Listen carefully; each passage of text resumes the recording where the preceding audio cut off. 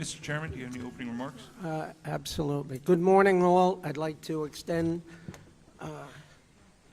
our wishes for good morning and thank you all for participating.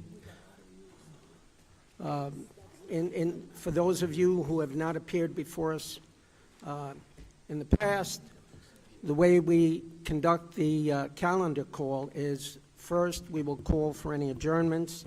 If there are any adjournments, we will take those cases first. After that, we will call the calendar, starting with the renewals. The renewals will go very quickly. There'll be a minimum amount of testimony, so you won't have to stay here any longer than you absolutely have to. Then we'll call the general calendar. With respect to that portion of the calendar, if there are, the applicant obviously will make their presentation. If there are any people who are here in opposition, we will we'll hear the opposition, and then we'll allow the applicant to close the case. The hearings are videotaped.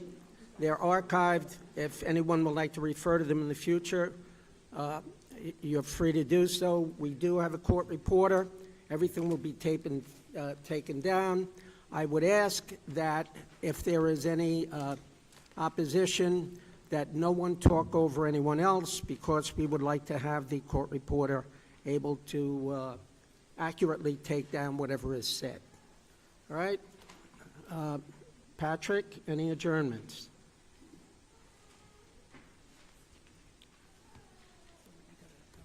Mr. Chairman, I do not have any adjournments for the morning calendar.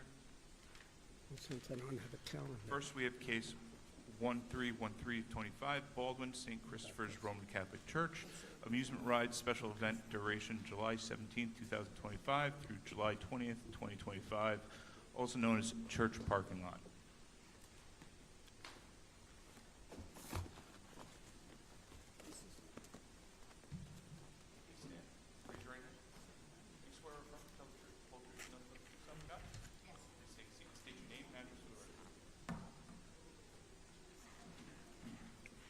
Gail Milne, 2765 Sober Avenue in Baldwin, New York. Can you speak as loud as you can? She has to be able to take it down also. Loud and clear, please.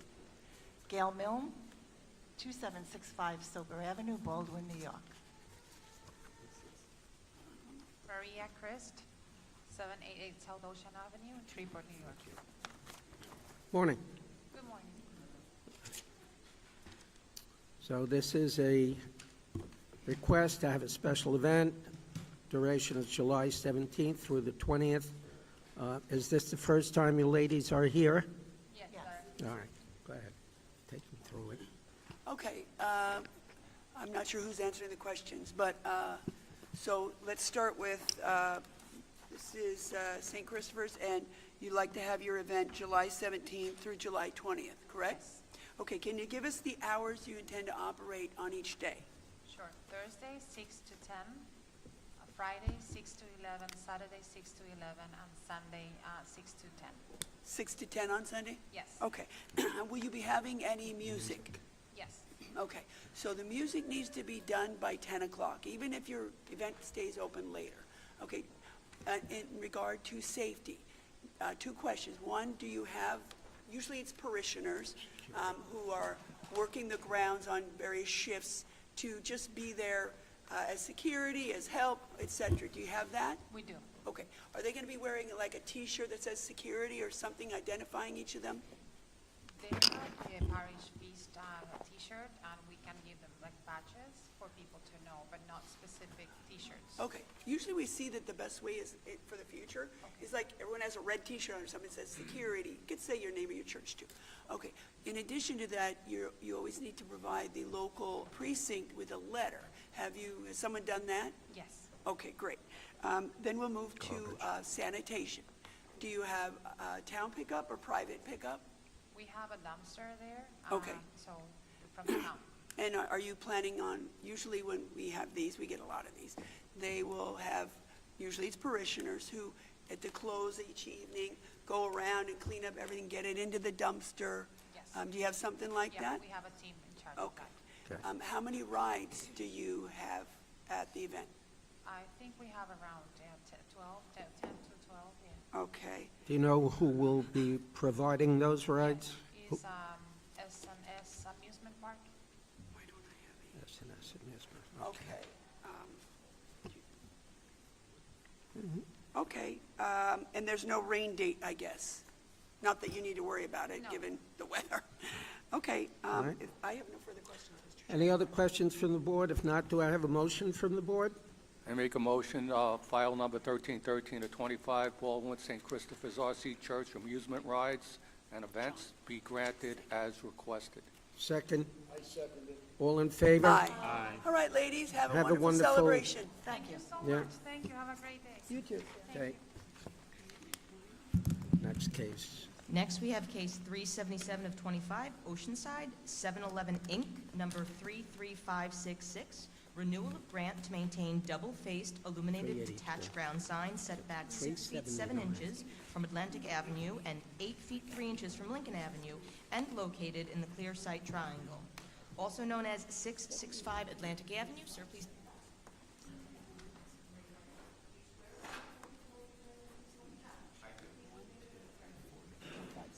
Eric Merkel, 66 Stevenson Street, Lynbrook, New York. Good morning. Good morning. All right, this is a renewal of a grant to maintain a double-faced illuminated detached ground sign setback 6 feet 7 inches from Atlantic Avenue and 8 foot 3 inches from Lincoln Avenue and located in the clear sight triangle. The building department inspected the premises on May 7, 2025, and they found that all conditions previously imposed by the board have been and are being complied with. Do you have anything else you'd like to add, sir? No, I do not. Any other questions from the board? If not, do I have a motion? Move the hearing be closed, the matter be placed on the decision calendar. Sir, you'll be notified by mail of the board's decision once it's ready. Second, all in favor? Aye. Any opposed? Next case, have a Next we good day. case 37825 Elmont, 7-Eleven, Inc., number 24568, renewal of grant to maintain one illuminated double-faced, one-part detached ground sign, overall height 16 feet, setback 5 feet from property line, also known as 1571 Hempstead Turnpike. Anyone here on that case? Mark it second call. Next case. Next, we have case 37925 West Hempstead, 7-Eleven, Inc., number 37158, renewal of grant to maintain one double-faced attached pylon sign, setback 0 feet from Hempstead Turnpike and 5.33 This is 7A. feet from Westminster Road, also known as 136 Hempstead Turnpike. We're on 7-9. They're all basically the same. What is this? Latasha Cool, 136 Hempstead Turnpike, West Okay, Hempstead, Patrick? 11552. Did you read what the case is? Did you read the caption? You read it aloud? Okay. Okay. Good morning. You gave your name and address for the record? Okay. So this case is a request for a renewal of a grant to maintain one double-faced detached pylon sign setback 0 feet from Hempstead Turnpike and 5.33 feet from Westminster Road. The building department inspected the case. When did they inspect it? On May 7, 2025, and they found that all conditions previously imposed by the board have been and are being complied with. Do you have anything else you'd like to add, ma'am? No, I do not. Okay, do I have any other questions from the board? If not, do I have a motion? Move the hearing be closed, the matter be placed on the decision calendar. You'll be notified by mail of the board's decision once it's rendered. Second? All in favor? Aye. Any opposed? Any abstentions? Have a nice day, ma'am. Thank you. Welcome. Next, we have case 38025 Almont, 7-Eleven Incorporated, number 34229, renewal of grant to maintain one double-faced illuminated detached ground sign, setback 10 feet from Almont Road, also known as 254 Almont Road. Anyone here on that case? Today appears to be 7-Eleven Day, folks. And don't fall into a degree of complacency, all the other cases will not run this smoothly or this quickly. Right? Go ahead, Patrick. Okay. Next, we have case 38125, Woodmere, Ephraim Dove Graber, and Pamela Beth Weiss Graber. I'm Renew- sorry, 380 is going to be second call. Okay, sorry. Correct? Okay, again, we have case 38125, Woodmere, Ephraim Dove Graber, and Pamela Beth Weiss Graber. Renewal of grant to maintain a 6-foot-high stockade fence forward of dwelling, which may substantially obstruct line of sight and located in the clear sight triangle, also known as 104 Northwood Lane. Mr. Chairman, there is an application for an appearance waiver on this case. Okay, so it's a residential case. We'll grant the application for an appearance waiver. The building department inspected the premises on May 19, 2025, and they found that all conditions previously imposed by the board have been and are being complied with. Any other questions from the board? If not, do I have a motion? Move the hearing be closed, the matter be placed on the decision calendar. The applicant will be notified by mail of the board's decision once it's ready. Second. All in favor? Aye. Any opposed? Next case. Next, we have case 38225, North Belmore, Linda McCallum. Renewal of grant to maintain a 6-foot-high fence larger than pool installation area, also known as 1799 Decatur Avenue. Mr. Chairman, there is an application for an appearance waiver on this case. Okay, we'll grant that. And the building department inspected the premises on May 13, 2025, and once again, they found that all conditions previously imposed by the board have been and are being complied with. Do I have any other questions from the board? If not, do I have a motion? Move the hearing be closed, the matter be placed on the decision calendar. The applicant will be notified by mail of the board's decision once it's rendered. Second, all in favor? Aye. Any opposed? Next, we have case 38325, Oceanside, Justin Cicero. Renewal of grant to maintain living fence varying in height from 14 feet to 21 feet, also known as 146 West Henrietta Avenue. Mr. Chairman, there is also an application for an appearance waiver on this case. All right, we'll grant the application for an appearance waiver. Once again, it's a residential case. Building department inspected the premises May 16, 2025. They found that all conditions previously imposed by the board are being complied with and have been complied with. Do I have any other questions from the board? If not, do I have a motion? Move the hearing be closed, the matter be placed on the decision calendar. The applicant will be notified by mail of the board's decision once it's rendered. Second, all in favor? Any opposed? Do we have any real cases? Those are the second calls.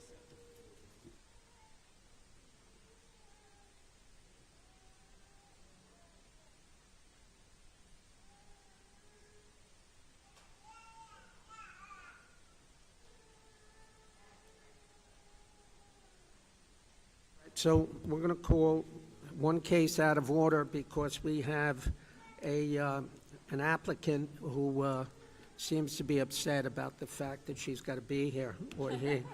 All right?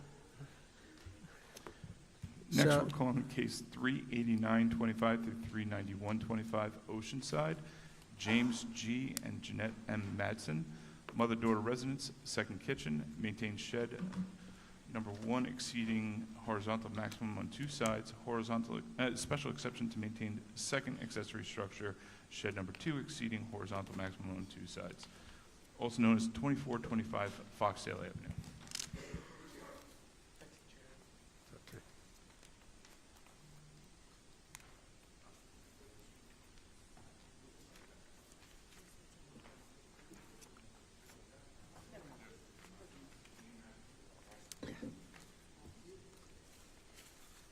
Mr. Bavone, are you going to present the case, or is the young lady? Would you like, I could Yeah, have, and did you orchestrate this, knowing what would happen?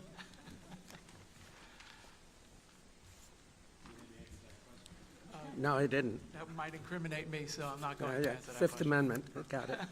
Okay. All right, go ahead. Good morning, Chairman, members of the board, Richard M. Bavone, 308 East appearing as the agent for the owner, James and Jeanette Madison, of the subject location 2425 Foxdale Avenue, Oceanside. We have A few cases, I'd like to respectfully request that they all be heard as one. So moved. Okay. So I'll have Mr. Madison give his address. Yeah, 2425 Foxdale Avenue, Oceanside, New York, 11572. So with me today is James and Jeanette Madsen, the owners of the subject location since 1991.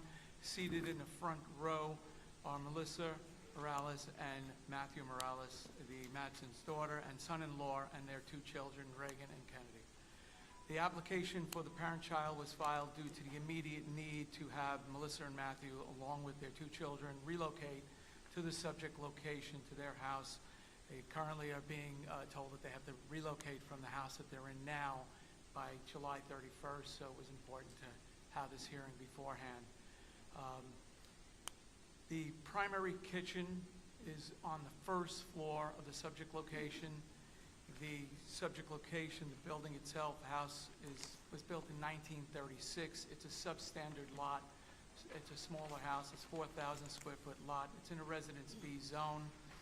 Again, primary kitchen on the first floor. The secondary kitchen will be on the second floor. Normally, as the board requires, that the mother-daughter would have one entrance, main entrance, coming to the house. However, due to the layout, if you look at the floor plan, you'll see the way this house is situated. It's because of the lot size and the dwelling itself. There's one entrance at the front of the house, which opens up into a dining, living room area and kitchen for the first floor for the main dwelling. The second floor has a set of existing stairs to the rear of the house.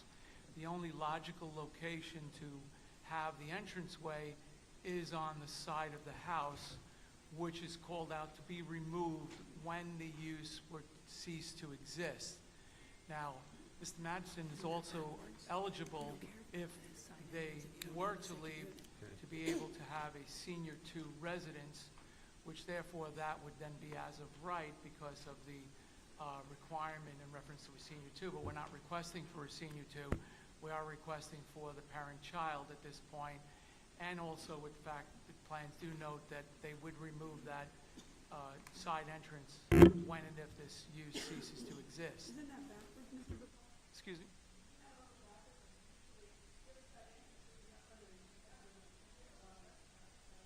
Right, but it's just that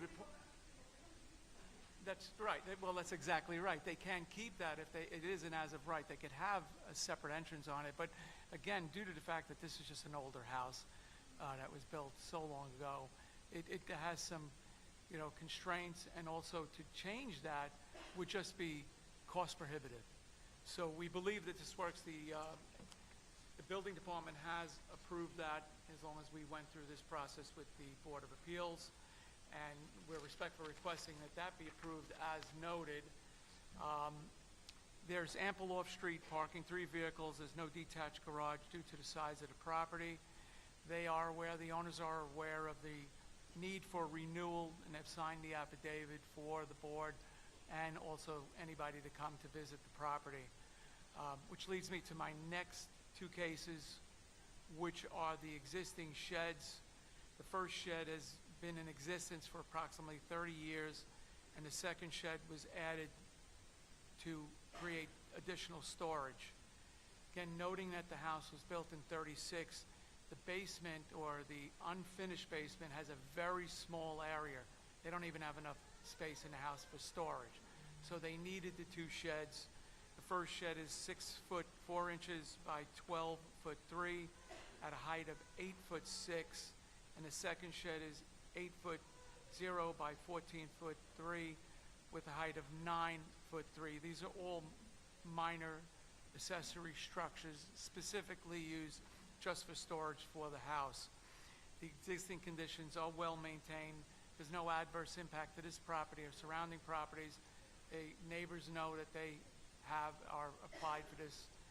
They have spoken to the neighbors, and there seems to be no issue with any of the neighbors. They've been there for a number of years. We are respectfully requesting this approval.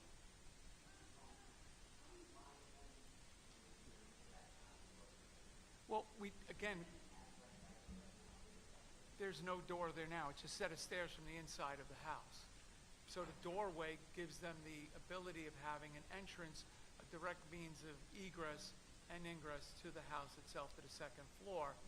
And also, it's actually a life safety issue, if you think about it, God forbid that there was a fire on the first floor, that they're able to egress out directly to the side of the house. Excuse me? Right now, there's no apartment on the second floor. It's just room. The stairs are from, right, but the stairs are from the inside, so the ingress and egress to the second floor are from the interior because of the size of the dwelling and the configuration of the floor plan. They're adding the most logical place to put a means of ingress and egress to provide them with the ability of going into the house and also getting out right to the exterior is on the side of the house. To them to put a stairs to the front, like any Cape house would have a set of stairs right by the main entrance, is not feasible.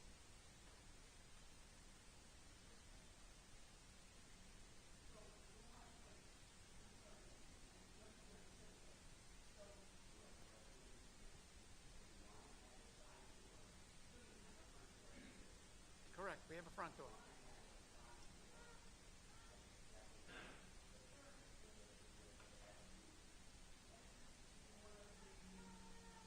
That's correct. It leads to the second floor where the second kitchen will be, where their children will be living with their grandchildren. And again, from my professional opinion, is that it gives them the ability of egressing out in case there's an emergency, especially with the two grandchildren.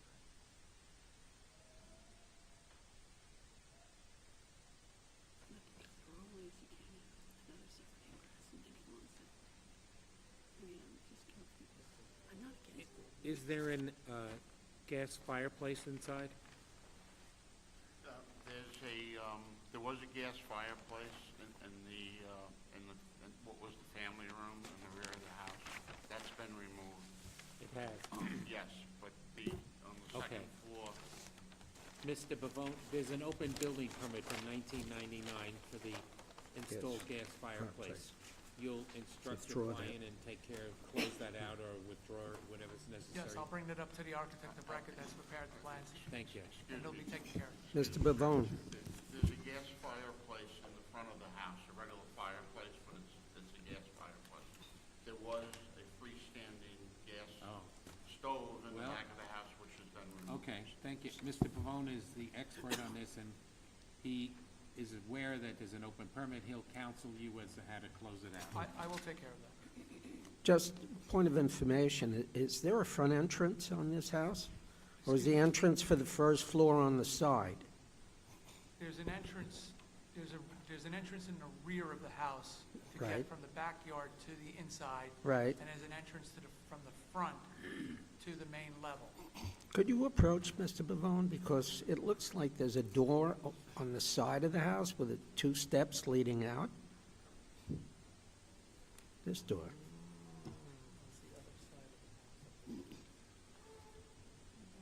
He's got three entrances now. No, it looks like they're... Yeah, what's that?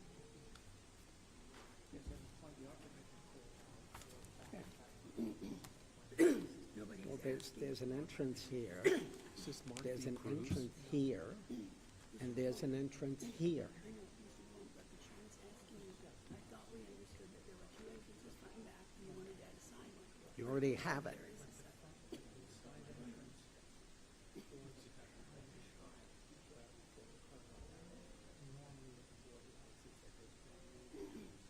We know that. He's trying to reconcile the fact that we were under the understanding there is not yet a side entrance, and the picture is showing one. Go ahead. What is the,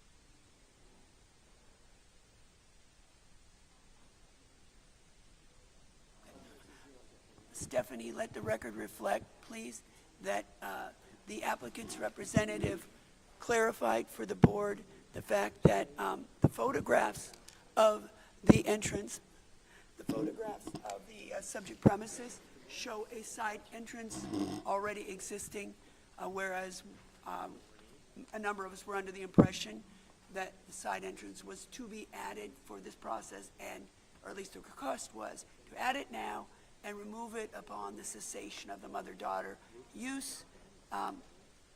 So the applicant's representative will now, for the record, clarify for the board and the exact situation there after consulting with his client.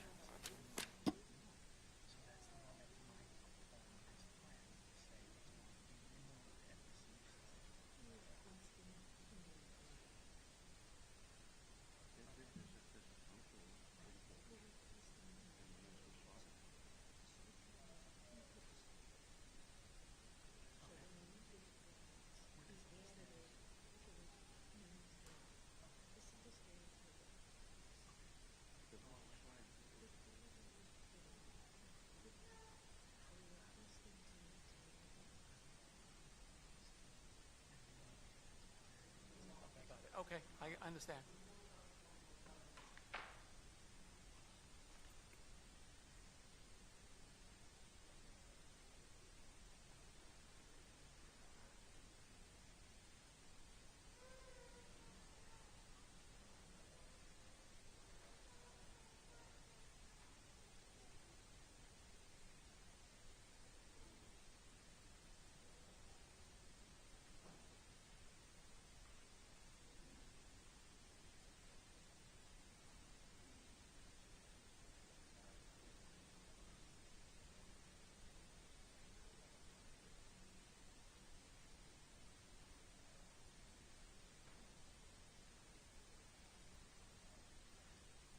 Stephanie, let the record reflect further clarification. Mr. Chairman, members of the board, just to clarify, the side door is existing and will be used for the parent-child. The side door is existing and will be used for the existing stairs that are located in-house. Okay. Thank you for the clarification. Oh, one thing just for the record I have to put on real quick. As I'm sure you know, the Board of Architecture Review reviews each of these applications to determine whether or not the residence is suitable to be made into a mother-daughter and suitable to revert back upon the cessation of the use. They make recommendations, sometimes to remove doors, et cetera, and we give you the opportunity to explain why the removal of a door might be a safety issue for children or pets, et cetera. In your case, the Board of Architecture Review has reviewed it and determined that it is in fact suitable to be used as a mother-daughter residence and suitable to revert back to a single-family residence upon the cessation of use, and made no recommendations, but we need that for the record. Thank you very much. Any other questions from the board? In light of the exigent circumstances put into the record, would anyone like to make a motion? Yes, Mr. Chairman, I will move that cases 389 and 3 through 391 be approved as requested. Second? All in favor? Aye. Any opposed? Thank you Have a very nice much. day, Have a good folks.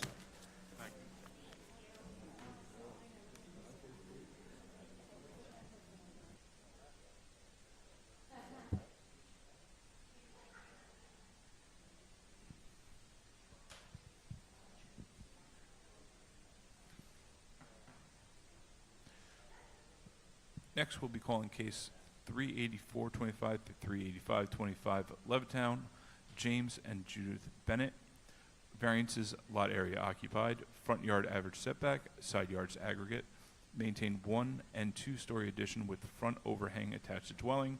Special exception to maintain second accessory structure shed with less than required side and rear yard setbacks and lot area occupied variance, also known as 7 High Lane.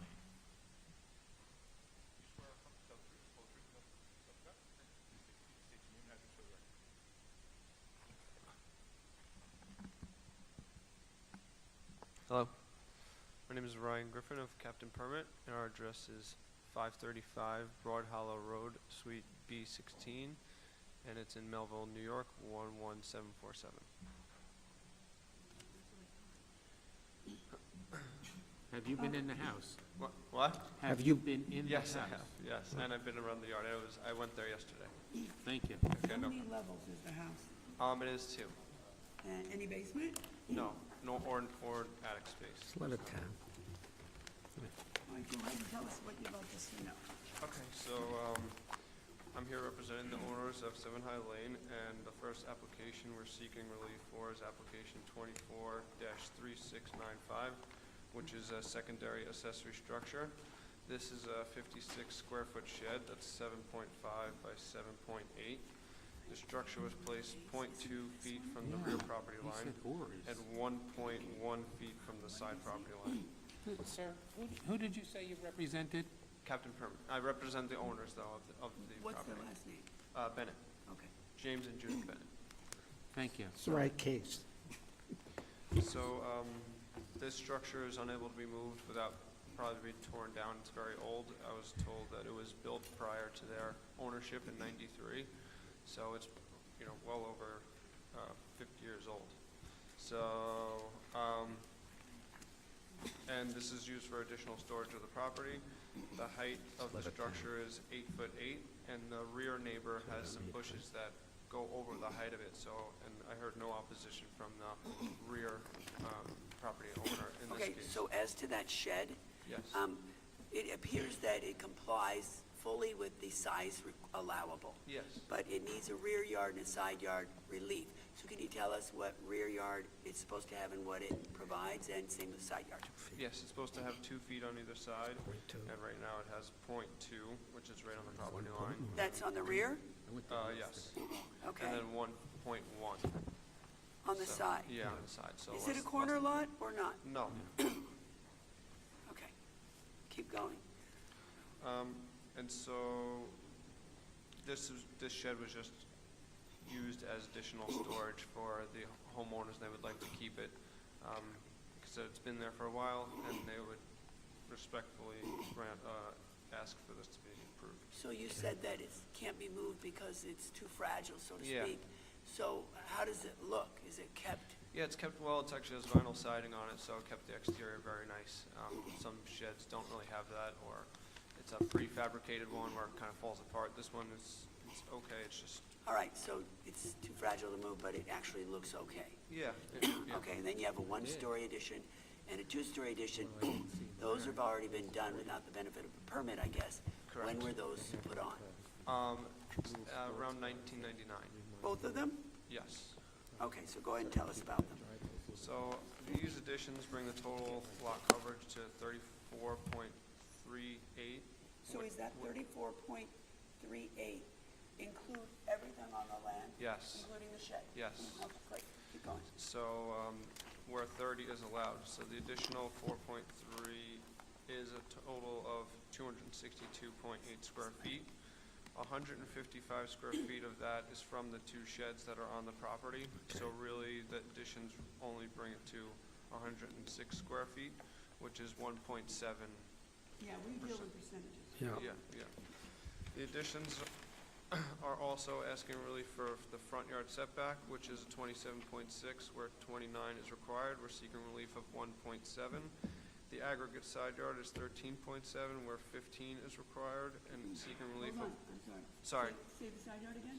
Side yard 13.7 is 13.7, where 15 is versus required, 15. seeking relief of 1.3. The additions are not out of character of the neighborhood or the style of home that's built in the neighborhood. Typically, these style Levitts do usually have a garage or a carport or something on the side of the original home. And they're usually, they're typically converted, but, so this one Expanded Levitt. fits the character of the neighborhood. And we're asking relief, and we feel like this is not that aggressive a variance. You have 2 open building permits. One is the maintenance of the shed, which you've taken care of. The other one is maintained fencing. Is that going to be closed out as well? We actually got the permit for that, so it is an open permit, but we're just waiting for the rest of the permits to be issued. before they have a inspection on those. Okay. Any other questions from the board? If not, do I have a motion? Move that the hearing be closed, the matter be placed on the decision calendar. You'll be notified by mail, sir, of the board's decision once it's rendered. I appreciate it. Thank you, guys. Second, all in favor? Any opposed? Please. Next, we have case 38625, Lido Beach, Andrea and Aaron Cantor. Special exception to install accessory structure shed larger than permitted and exceeds horizontal maximum with lot area occupied variance. Special exception to install a second accessory structure, barbecue island, with lot area occupied variance. Variances, lot area occupied side yard, install AC unit on raised platform, maintain 5-foot 1-inch high fence, which is on top of 2-foot 1-inch high wall totaling 7-foot 2 inches high, and 6-foot high fence on both forward of dwelling, which may substantially obstruct line of sight, also known as 6 Woodhale Street. So I have control to inspect. Rebecca Weavers, 143 East Park Avenue, Long Beach, New York, 11561. I am here representing Andrea and Aaron Cantor, the owners, from Gallinaro Design Architecture. So there's a few items here that we're going for a variance. Today, I'd like to start with the fence. So we have a fence on Woodhale Street side, which from the exterior street side measures 7'2". On the interior pool enclosure side, it only measures 6 feet, so there's a differential there, so that's why we have that height, so great of a difference. We're also requesting that same 6-foot tall fence on Park Street side, which is inset from the property line. On the Park Street side of the property, but it's on for the pool enclosure itself. So it's just for the height.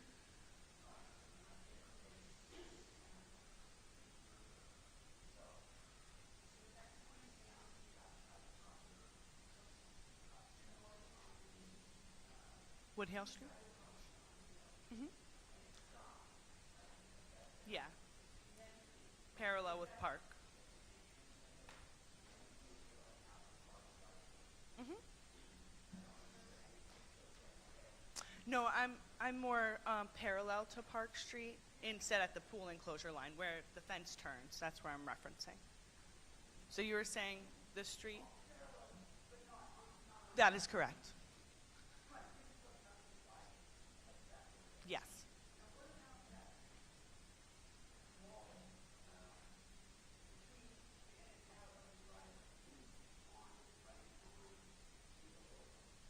Yes, so the wall, it's part of the fence application because the wall is, or do you mean on closer towards the street side? Yeah, that was not ever brought up except for the area where the fence is. I'm not aware. I would have to look further into that. Okay, then I have another question. I couldn't see anywhere in that fenced area where a shed would fit. So the shed is not within the fenced area in the pool enclosure. It's more on the Park Street side. Oh, you're kidding. You mean where they have those other 2 little sheds? That's correct. Yeah, that. Like The problem there is that's a busy street, and that's out by Lido, which is very dangerous. And that would, They currently have an existing curb cut there. It's more for storage shed, not for park. No, I understand, but now I'm looking at this. This is not part of Lido, but that's okay. That wall I asked you about isn't even shown on this site plan. You are correct. I did Because not. Yeah. a shed like that, in that location, is it would block visibility if you were going through the driveway that way, to pull in or out. There's already an existing neighboring fence that's 6 feet tall that goes to the street in between those properties. Wait, that's actually gonna block their curb cut. They're not going to be using that as a parking area, because of the nature of how dangerous it is to pull in and out there. So that's why they wanted to utilize that space for a storage shed, because right now, it's just open parking space. They don't really use that curb cut area due to the nature of, how hazardous it is. And that bathroom, I can't tell if is that bathroom inside the house? Yes, it's inside, on the Yeah, first 'cause floor, there's the narrow or wall. the second floor, sorry. And the AC unit on the platform, isn't that already in? Yes, that's on this application as well. But it's as an install. I'm sorry? But it's before us with a request to install the AC unit on the elevated platform. Yes. But I believe what I saw was already the AC unit on the, If they did construct it, I am not aware of that yet. okay. Were you at the house? I was at the house, not within the past couple weeks, when we had filed the application. Okay. Well, that answers the fence question. I mean, the shed question, because I went in the backyard. Yeah, there's The not other- room there. There's nowhere to put it. No. Okay, keep going. So that is for the fence. The AC you had just mentioned. So for the AC, we're really just looking for a side yard setback. It's 5 feet we're allowed. We are requesting 0.7. It's currently on the ground, and we're just looking to elevate it on a platform. And the last piece is the shed that we were asking for. We're asking for relief for the horizontal max. We are allowed 12 feet, and our overall is 13.29. Thus, in turn, also for the lot coverage, where we then exceed to 30%, where we are allowed 27.5. And that shed also needs larger, which is the 144 square feet. Do you know what it is? Yes, it is 155 square feet. And the barbecue, I also couldn't see where that was gonna be. So the barbecue is going to be in that fence enclosure, basically in the corner of those two fences that we were talking about on the by Woodhale Street. You see a little Is diagonal. it where the barbecue, if you've seen it, is it where their rolling barbecues currently sits? I don't know if they've moved it, like the rolling barbecue since then, but yes, last time I saw it. There's this, if you see the Oh, small yeah. hatch area. This writing is so small. It looks like that is there, and, okay, can you tell me what the overall lot area occupied, you propose, and what you're allowed, if everything were approved? Yes, so we're proposing, with all accessories included, 1,636 square feet, which is a total of 30.8%. And you gave us the side yard on the AC. Yes, that is allowable 5, asking for 0.71.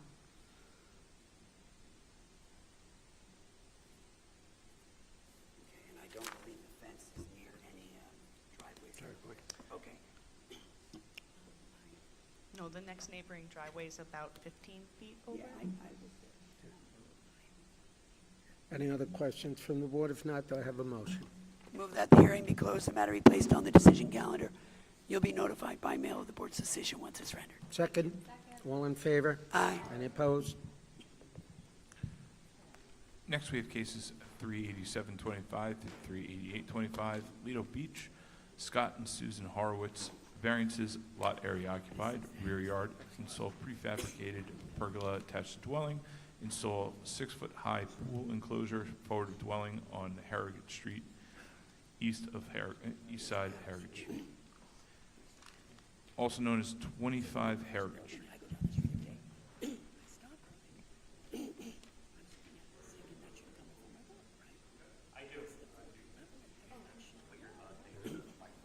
First level's a FEMA level. Scott Horowitz, 82101 Spruce Pond Circle, Plainview, New York, 11803. Susan Horowitz, 82101 Spruce Pond Circle, Plainview, New York, 11803. Good morning for the applicants. Thomas McKeevitt, MC, capital K-E-V as in Victor, I-T-T. San, Ward, Braff, Kashignano, 333 Earl Ovington Boulevard, Uniondale, New York, 11553. You're not an imposter, are you? I play many acts and performances. You never know which one of me you get here. That's right, you're an attorney, I forgot. Exactly. So I have to remind you, think what the name of my law firm is, because each year it changes. So as of today, that's still the name. So, Mr. Chairman, members of the board, first of all, I've given a number of exhibits up to the board, actually only two.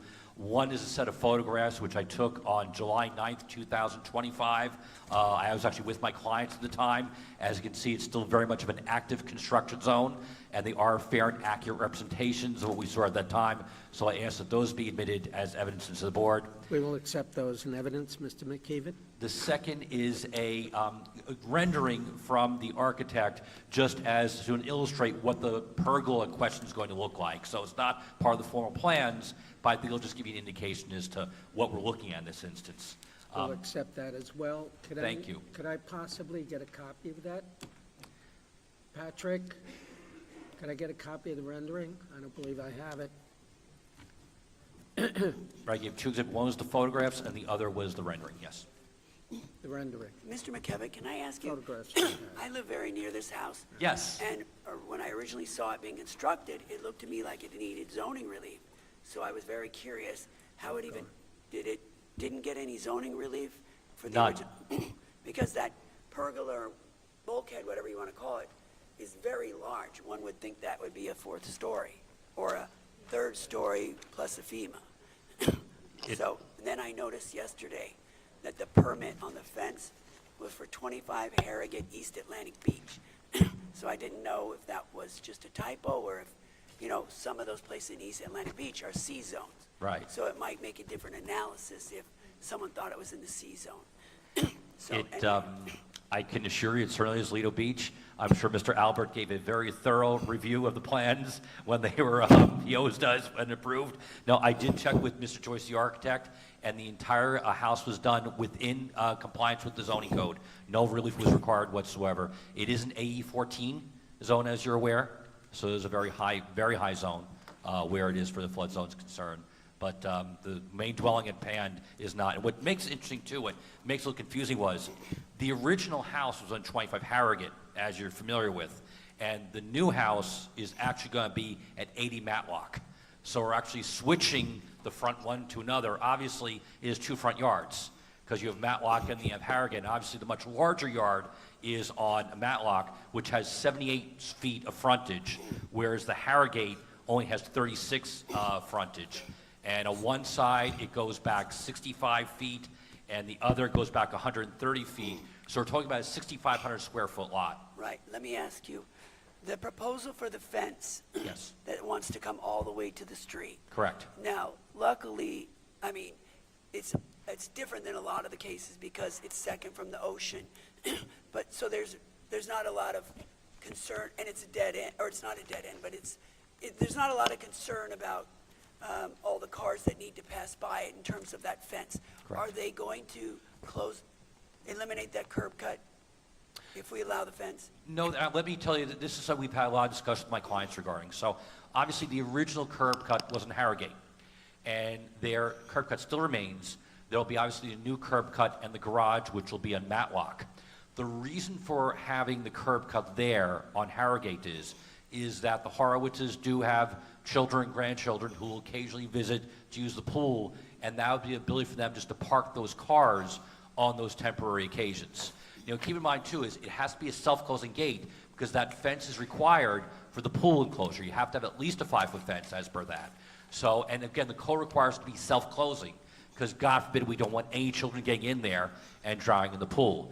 As I mentioned, when you look at photograph number 9, which I've done, there already are, fences there, both on that side of Harrogate and the other side of Harrogate. But as you mentioned, too, is, the good thing is with the setback, they're looking to put the fence on the same fence line that you see on the fence on photo number 9. So it's not like it's going right out to the fence. So what I look at is you're probably going to have at least 8 to 9 feet before you get to the street. And you're absolutely right. It's technically not a dead end, but there's not access to any other houses down there. You know, there's no But other house access It is means. the thoroughfare's way I go home every day. Right. Because you can't turn on my block. Right. But hold on. I can't tell by this plan, it's not evident how far that fence is proposed setback from, like, either it's out there and cars can't fit there, because there's no street parking allowed, Correct. or it's out, how far is it set back on the property? Where the fence will be? Yeah. From what? Looks to me like it goes all the way out to the property. It looks like it's on the property line out there. No, my clients believe, you can talk. Last time I was there, I didn't measure it exact, but I think it was 5 feet back From what? from the curb. Oh, no, it's From the it's more than that. End of the curb, as you go up to the curb, and then it becomes straight, flat property, it's 5 feet back from that line. It's more than that. So as you go up the curb, and then you're on the property, there's a line Then there. the car can't and fit that- there anyway. What? Sorry? Then a car can't, first of all, it sounds like you're measuring from the town and not from your property line. But either way, if it's 5 feet, Measuring from the, Let me just, Mr. Horowitz is looking, where exactly the property line is, I couldn't tell you where the exact property line is. I can just tell you that where the fence physically will be, I believe is at least 6 feet from that curb. well, when you Okay. say the curb, what do you mean? The actual edge of the The street? curb that's there. The curb that's on the edge of the street? Yeah. The curb? So if no, that's. no. Well- So as the curb goes up, I'm not considering that curb as part of it. Behind that curb is 5 more feet. You Well, understand what I'm saying? So in other I'm gonna words, need it on the plot curb, plan. from the curb to where the existing fence is right now, that is about 5 feet. So you're talking about the area that would be the 2 feet of town land and the 4 feet or 3 feet of sidewalk? That's the property we're talking about. Because my thing is, if it's 5 feet, cars can't fit there anyway. And No. to have a fence along the curb cut, at any moment, that can be taken down, then we have a dangerous situation with the fence that tall. No, what we're saying is that, obviously, we need the 6-foot fence because of the pool.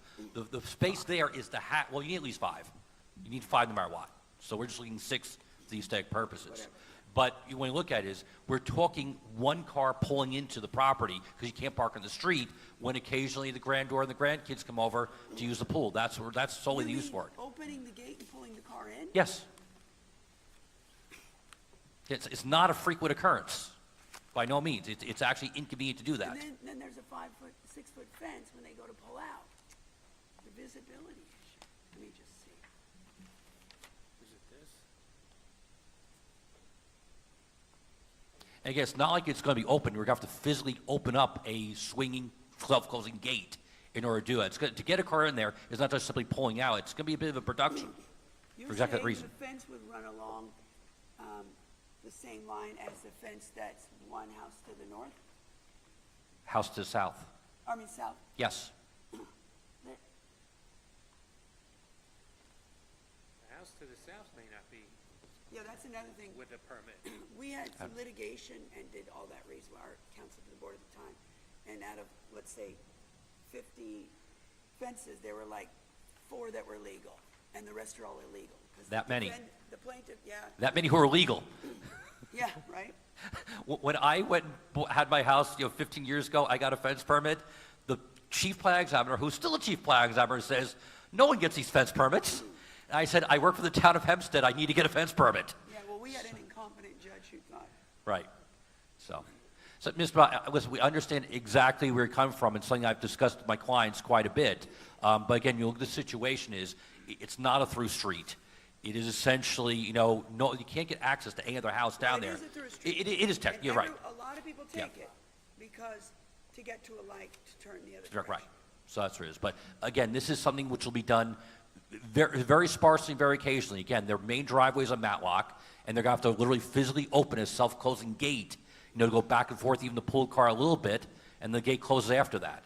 So again, if this were open all the time, I agree, we wouldn't apply for that. But that's what we're seeking to do, just simply go and get that one car in the back. But also, Mr. McKevitt, you're gonna have to give, we don't even have, first of all, there's no driveway or anything, but there are pavers. Yes. You have to give us something that shows the setback of this fence, unless that's exactly on the property line. You know what I mean? Right. Yeah. I mean, I'm just relying on what the architect has done here according to the line. Again, I'm just looking in context of the line where it's currently, and that's where it is. Because when you can see it, So you think that is the property line? I mean, that's how I would read it. that's how I read it. It's not showing it, we have no setback number, obviously. Right. Do you happen to have a survey of the property? That would settle where the property line is. I do not believe I have the survey in When you my attach them- file. I know it's obviously in your file to one extent, but I do not believe actually of my copy at this point. Mr. L may be able to track it down. Yeah. I think there's a fence over here.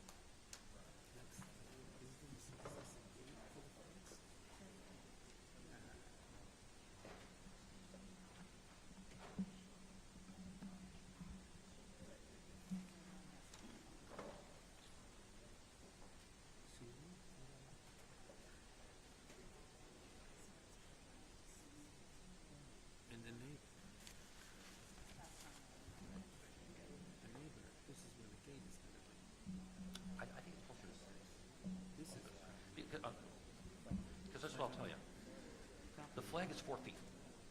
A sidewalk flag is 4 feet, right? And that's almost, that's more than a foot there. That's almost 2 right there. Well, the question is, where's the property line? We think the property line's probably here. Is that this,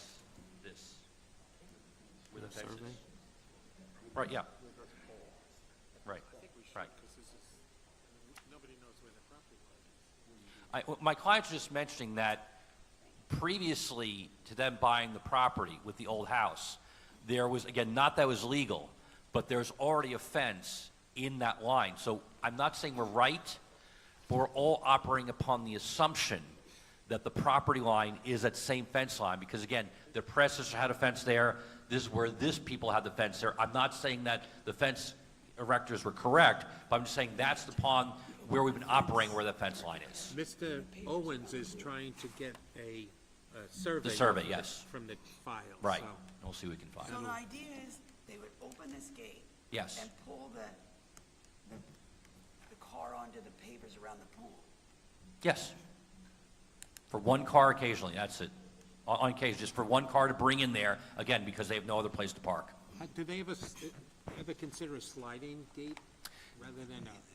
You know, the issue I have with it is that the pool requirements require a self-closing gate. They have them, you could get Well, them. my clients will do whatever the board wants. If they want to go and have it sliding, correct? They don't care.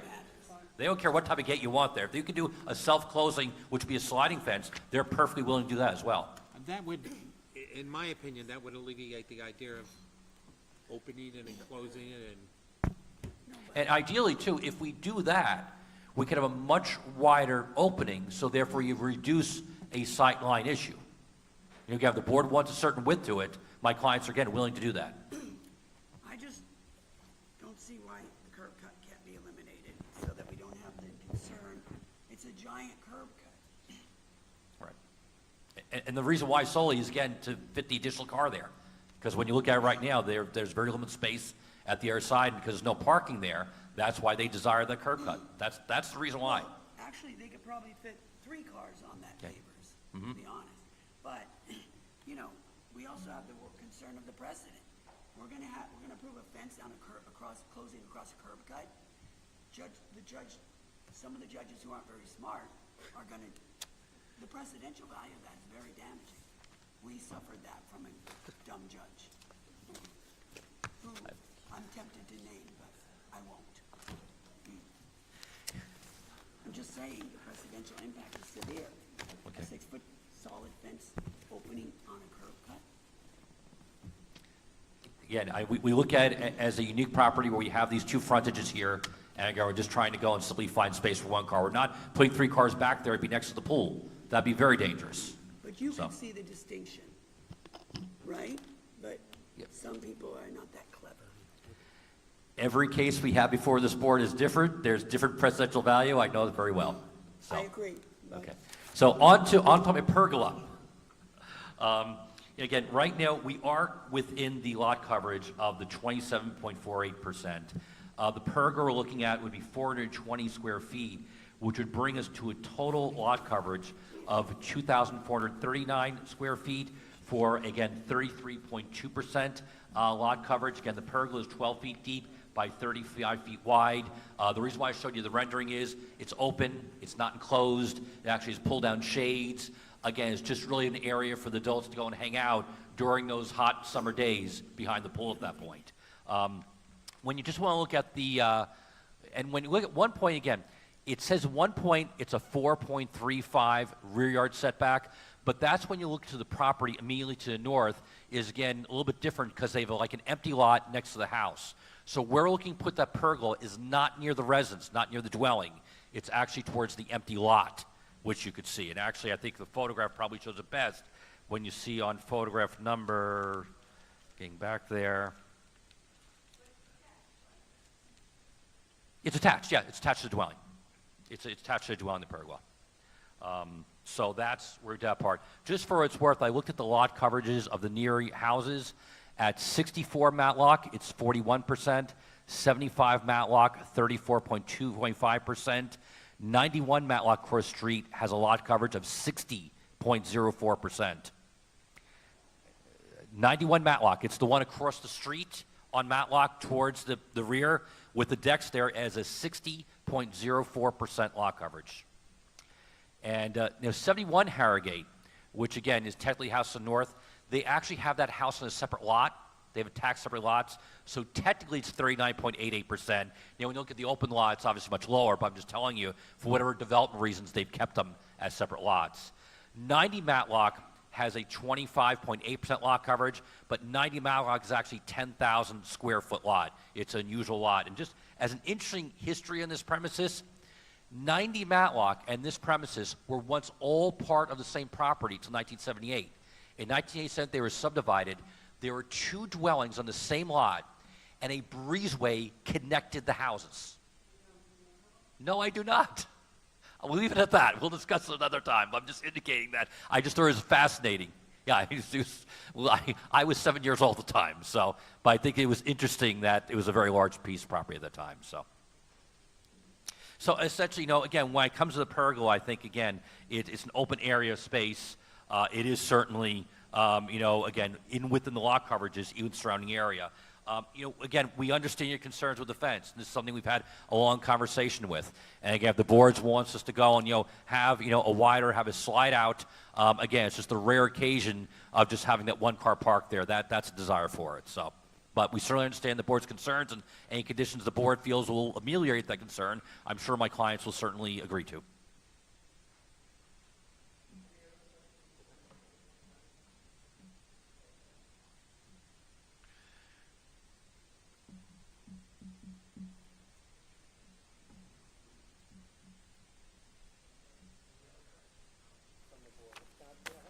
Move the hearing be closed, the matter be placed on the decision calendar. Mr. McKevitt, you and both of your clients will be notified by mail of the board's decision once it's rendered. Thank you. Thank you. Aye.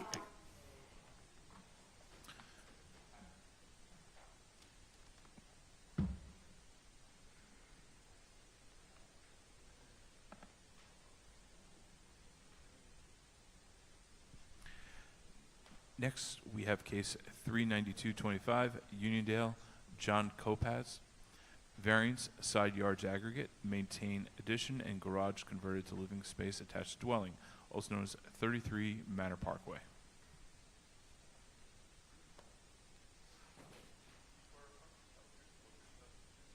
Yes, I do. State your name and address for the record.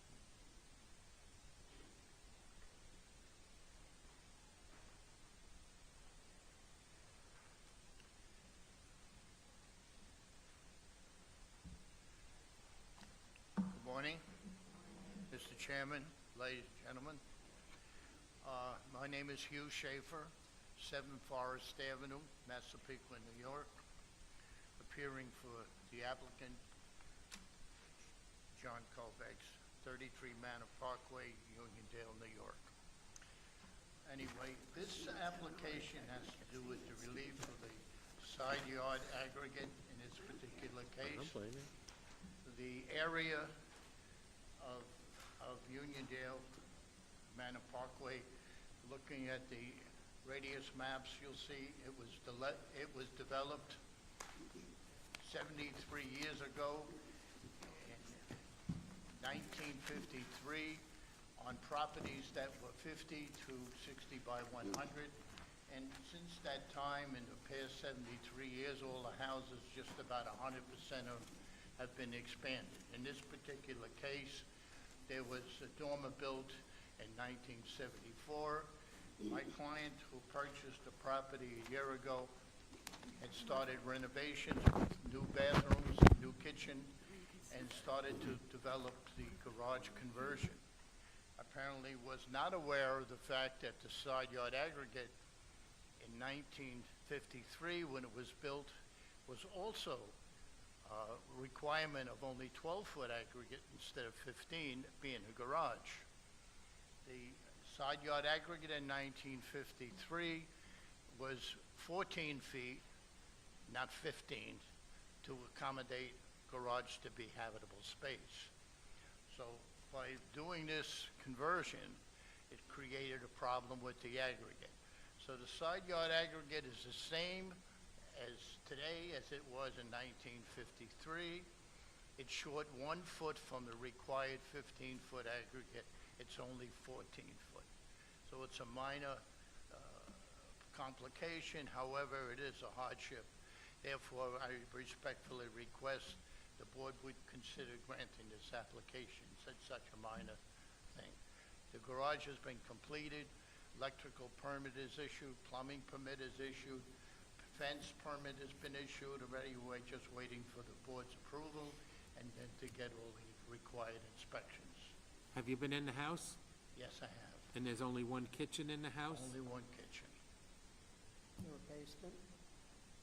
Is there a basement in the house? What's that? Is there a basement in the house? There's a basement that was permitted as an entrance and it was removed, but it is one open area. There's no rooms, no sleeping, no cooking, no kitchen. And I believe through the searches that I saw, a previous owner had a kitchen that was removed and it was a permit. Is there a bathroom in the basement? Yes, there is. 3-piece, 2-piece? A 3-piece, yeah. 3-piece. Okay, that's your case? That's my case. We have some people here in opposition. Would you like to speak, folks?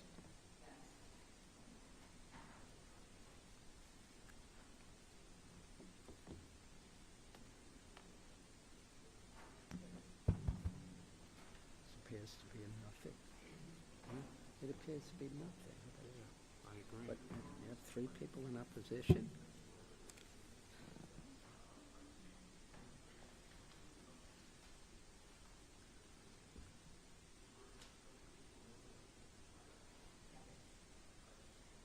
So you have 2 people. 3 people. My name is Joycelyn Edwards, 42 Manor Parkway, Uniondale, New York, 11553. Okay, what would you like to say? I saw this information in the mail, and I am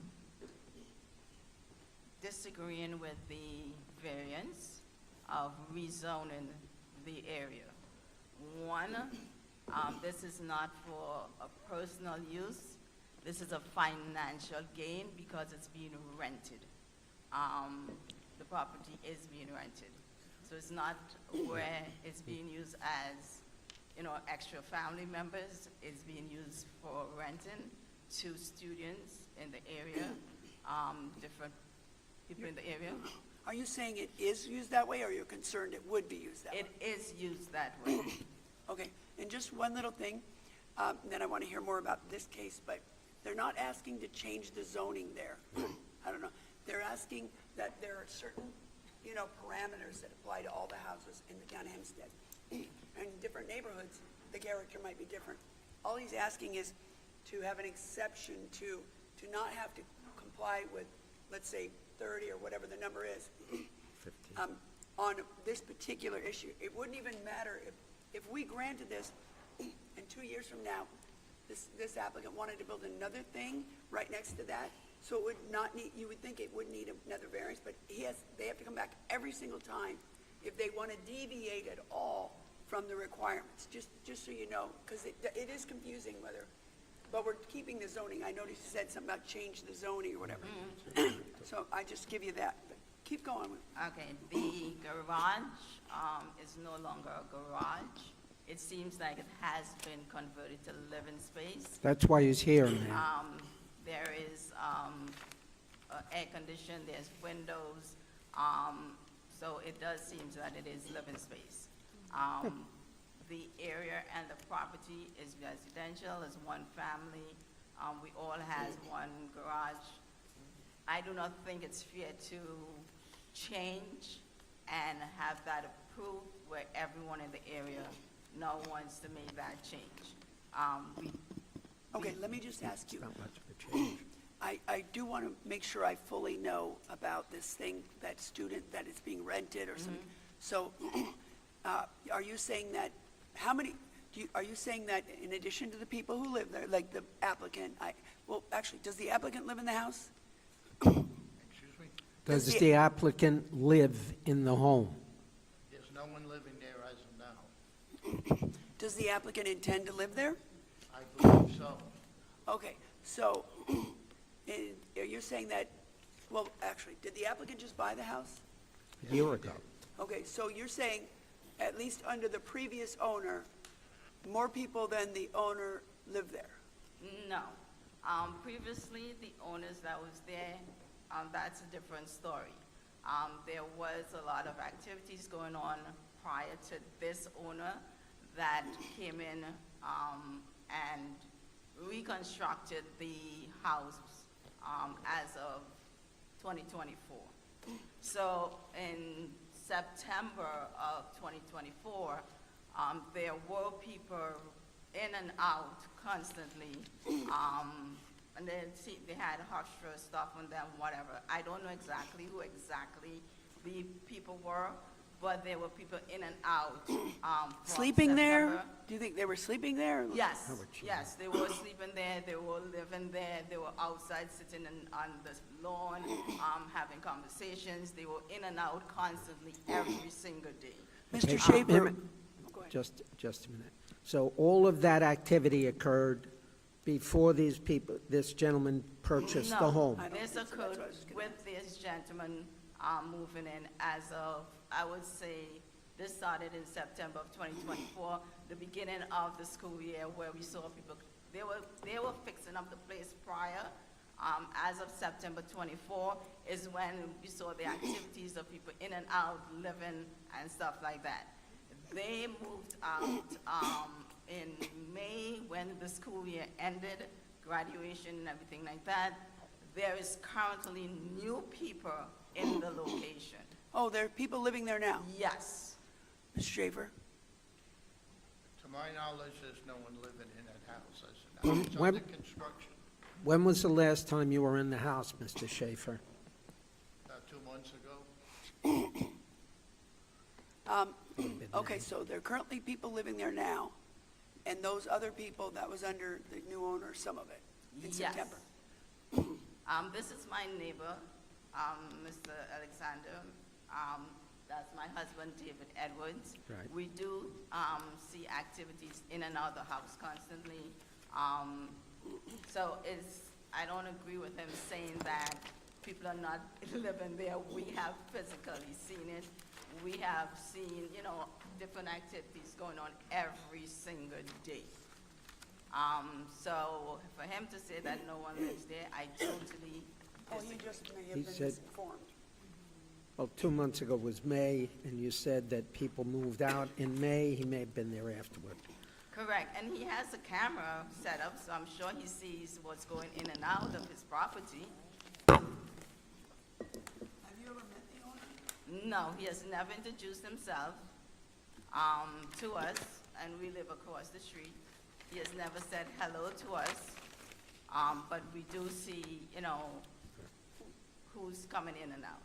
So I guess in short, you don't really object to the, to the conversion of the garage to living space, you object to the people who are living there and the activities. But I object to the garage living space also because now I feel that this, if they do have another property or, get another property, the same thing's gonna happen. And it's something that's gonna continue gonna happen. We're gonna have more people crowded in the area. We'll have more issues with parking. I'm not sure what's the violation of the building codes, if there's any violations of the building codes. I don't know if anything was done through permit, if it was approved prior to it being done, but it's already done. Mr. Schaefer, in looking at the plans, there are apparently 8 bedrooms in the house. The first floor has 1, 2, 3, 4 bedrooms and a living room and a kitchen. The second floor has 4 bedrooms and a bath.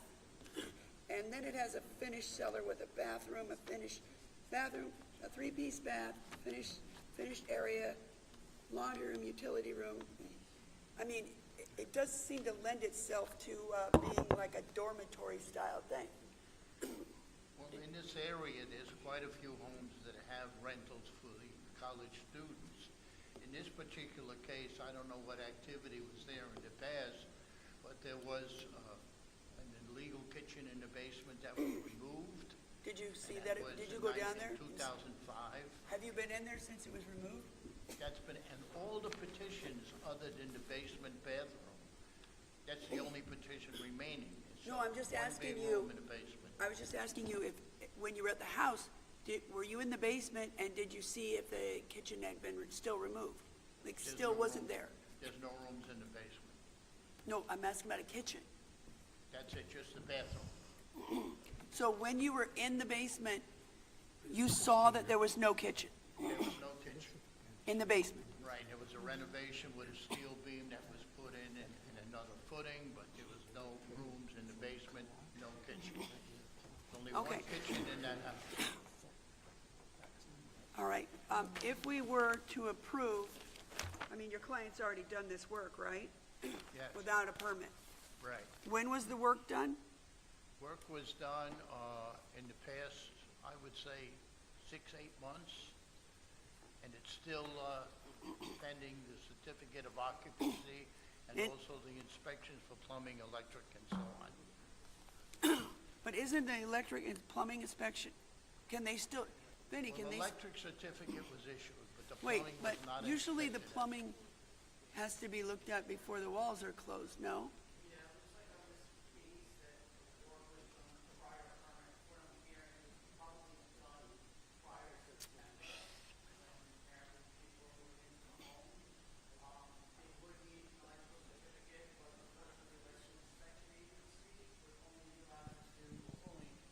Capable of doing a closed wall inspection, and they would have to get a plumbing permit to maintain whatever plumbing work is done. However, the plumbing permit cannot be issued until a building permit is issued. Mr. Schaefer, I mean, surely does your client own other houses? What, excuse me? Does your client own other rental-style properties? There's a lot of rentals in the area because Does your client own any others? I don't know of any others. I mean, surely your client had to know that he was supposed to get a permit to change his house into an 8-bedroom rental dorm unit. He should also be obtaining a rental permit from the building Well, department as well.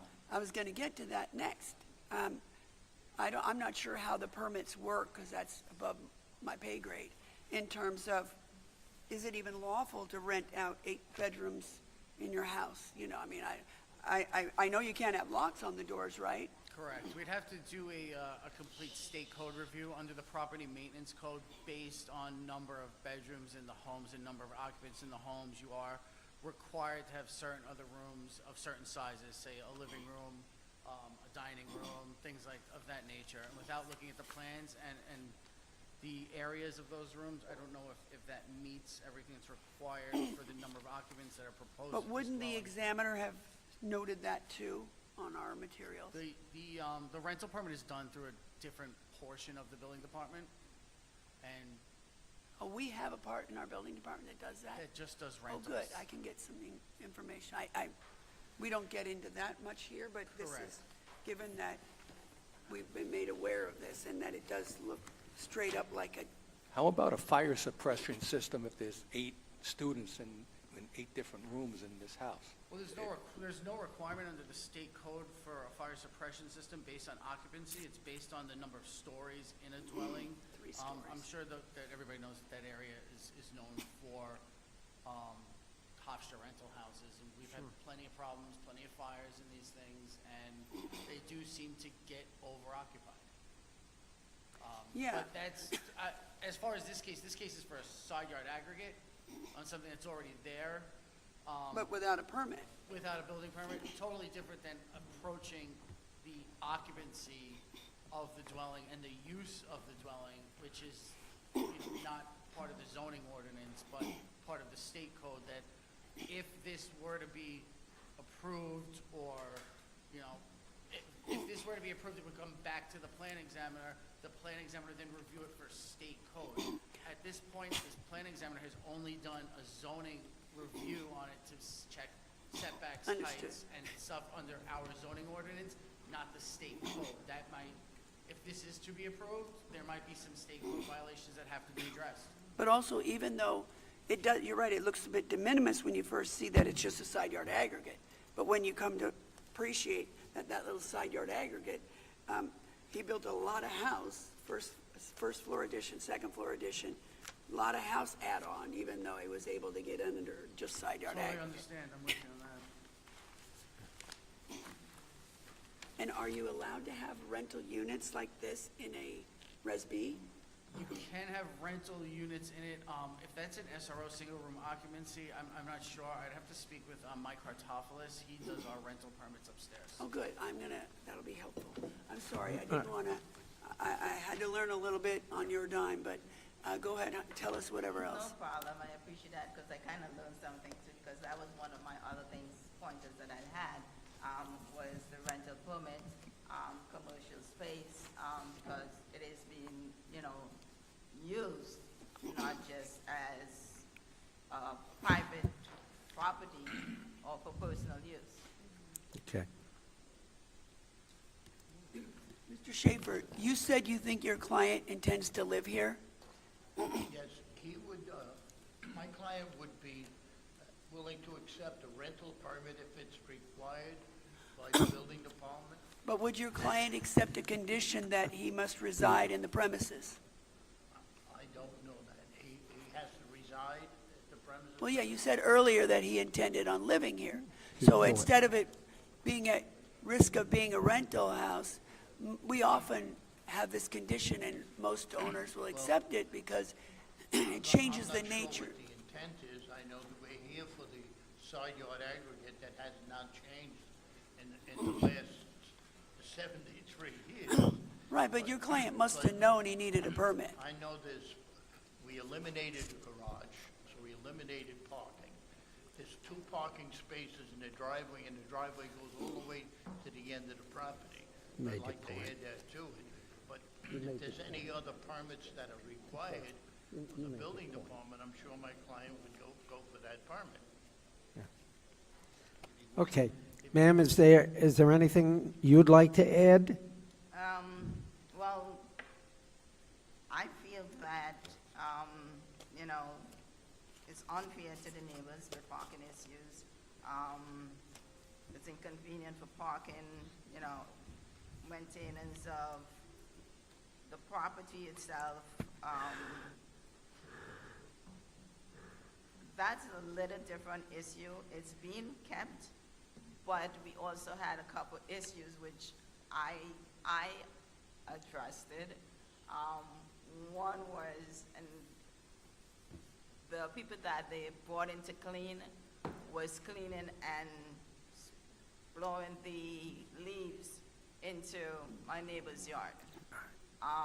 So it's not being neighborly or friendly or being done, as, how should I say it, as a professional professional or neighborly, I should say neighborly approach Okay. towards it. I'm not sure if Can I ask you? Yes. Yes, you may. One question. Are there other homes on your block that are used this way? Hold on, sir.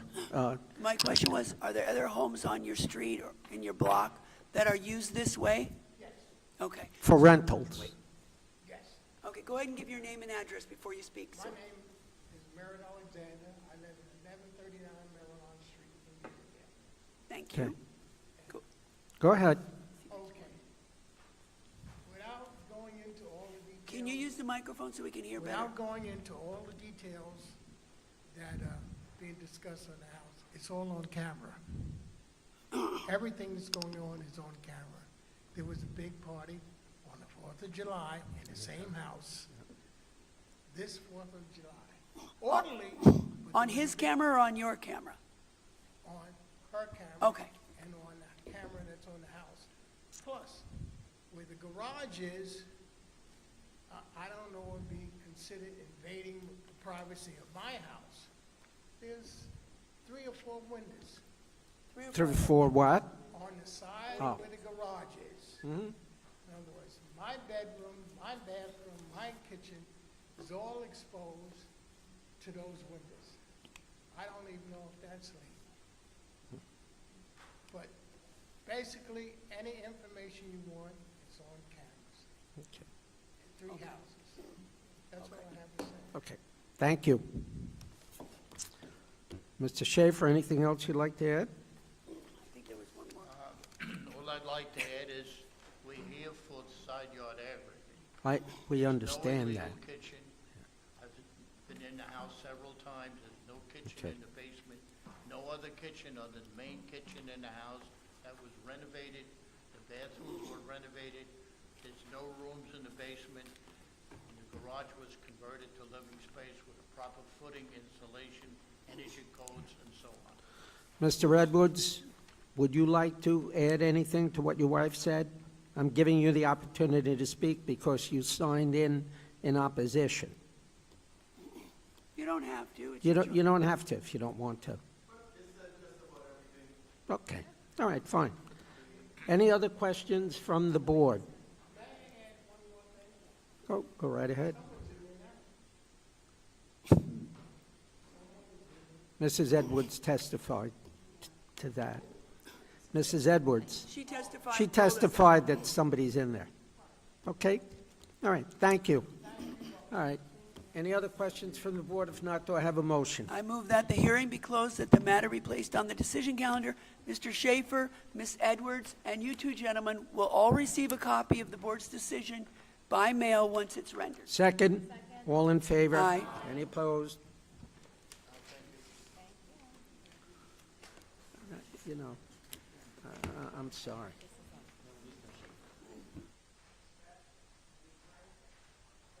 We're going to take a 10-minute break, folks, so that the court reporter can get some blood back into her fingers, all right? We'll be back at 11:20.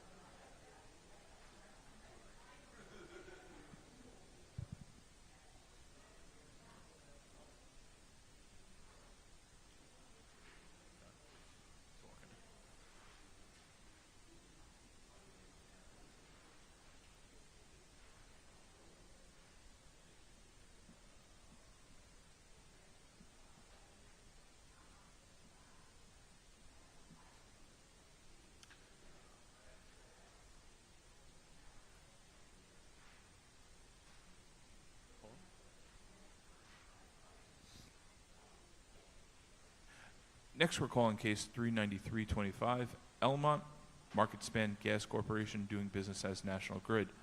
Special exception to construct natural gas system in conjunction with public utility, also known as 36 Marguerite Avenue.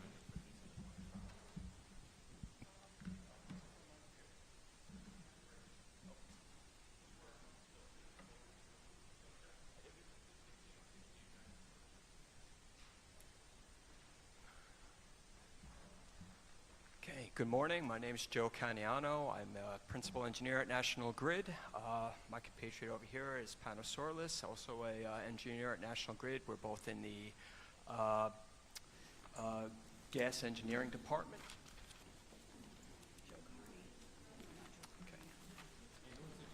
Cattell. Oh, that is Justin Phillips of NYCD Group, expediter for National Grid. okay. Just a quick background on what we're proposing here. Right now, we have a property at used to be 36 Marguerite Avenue. The block and lots are displayed. Where right now we operate what we call a gas regulating station. A what? Say that again? A gas regulating station. Okay. At that site? At that site. That's what they're right now. So right now it looks like a vacant lot. It's not. Yeah. We have gas services that come in. It's all underground, comes in, and it's regulated from a transmission pressure down to what we call distribution to then distribute out into the neighborhood. So let me, just so I understand, because it sounds like it's relevant. It looks split vacant, but under the ground there's tanks or something and No tanks, distribution just pipe. materials. And I guess trucks bring it in? You say Nope, that- nope. So what happens is, so we have a transmission main in the street, comes into the property. It enters into one vault where we have a pressure cut. And then cuts down into what we call from like 350 PSI to what would be more of Why a don't we- distribution PSI. Wait, I want to, Say reduce instead of a cut. okay, whatever. The PSI, okay, keep going. Okay, so I'm sorry, so it's reduced in pressure, okay. right, So just it's reduced in pressure from 350 to I think 60 PSI, and then it's distributed into the neighborhood. Through underground, All underground appurtenances, correct. okay, I thought you said trucks come in. No trucks, you said Oh. trucks. No, before that I thought you had said it. That's where I thought I heard. Oh, no, Okay. just pipe.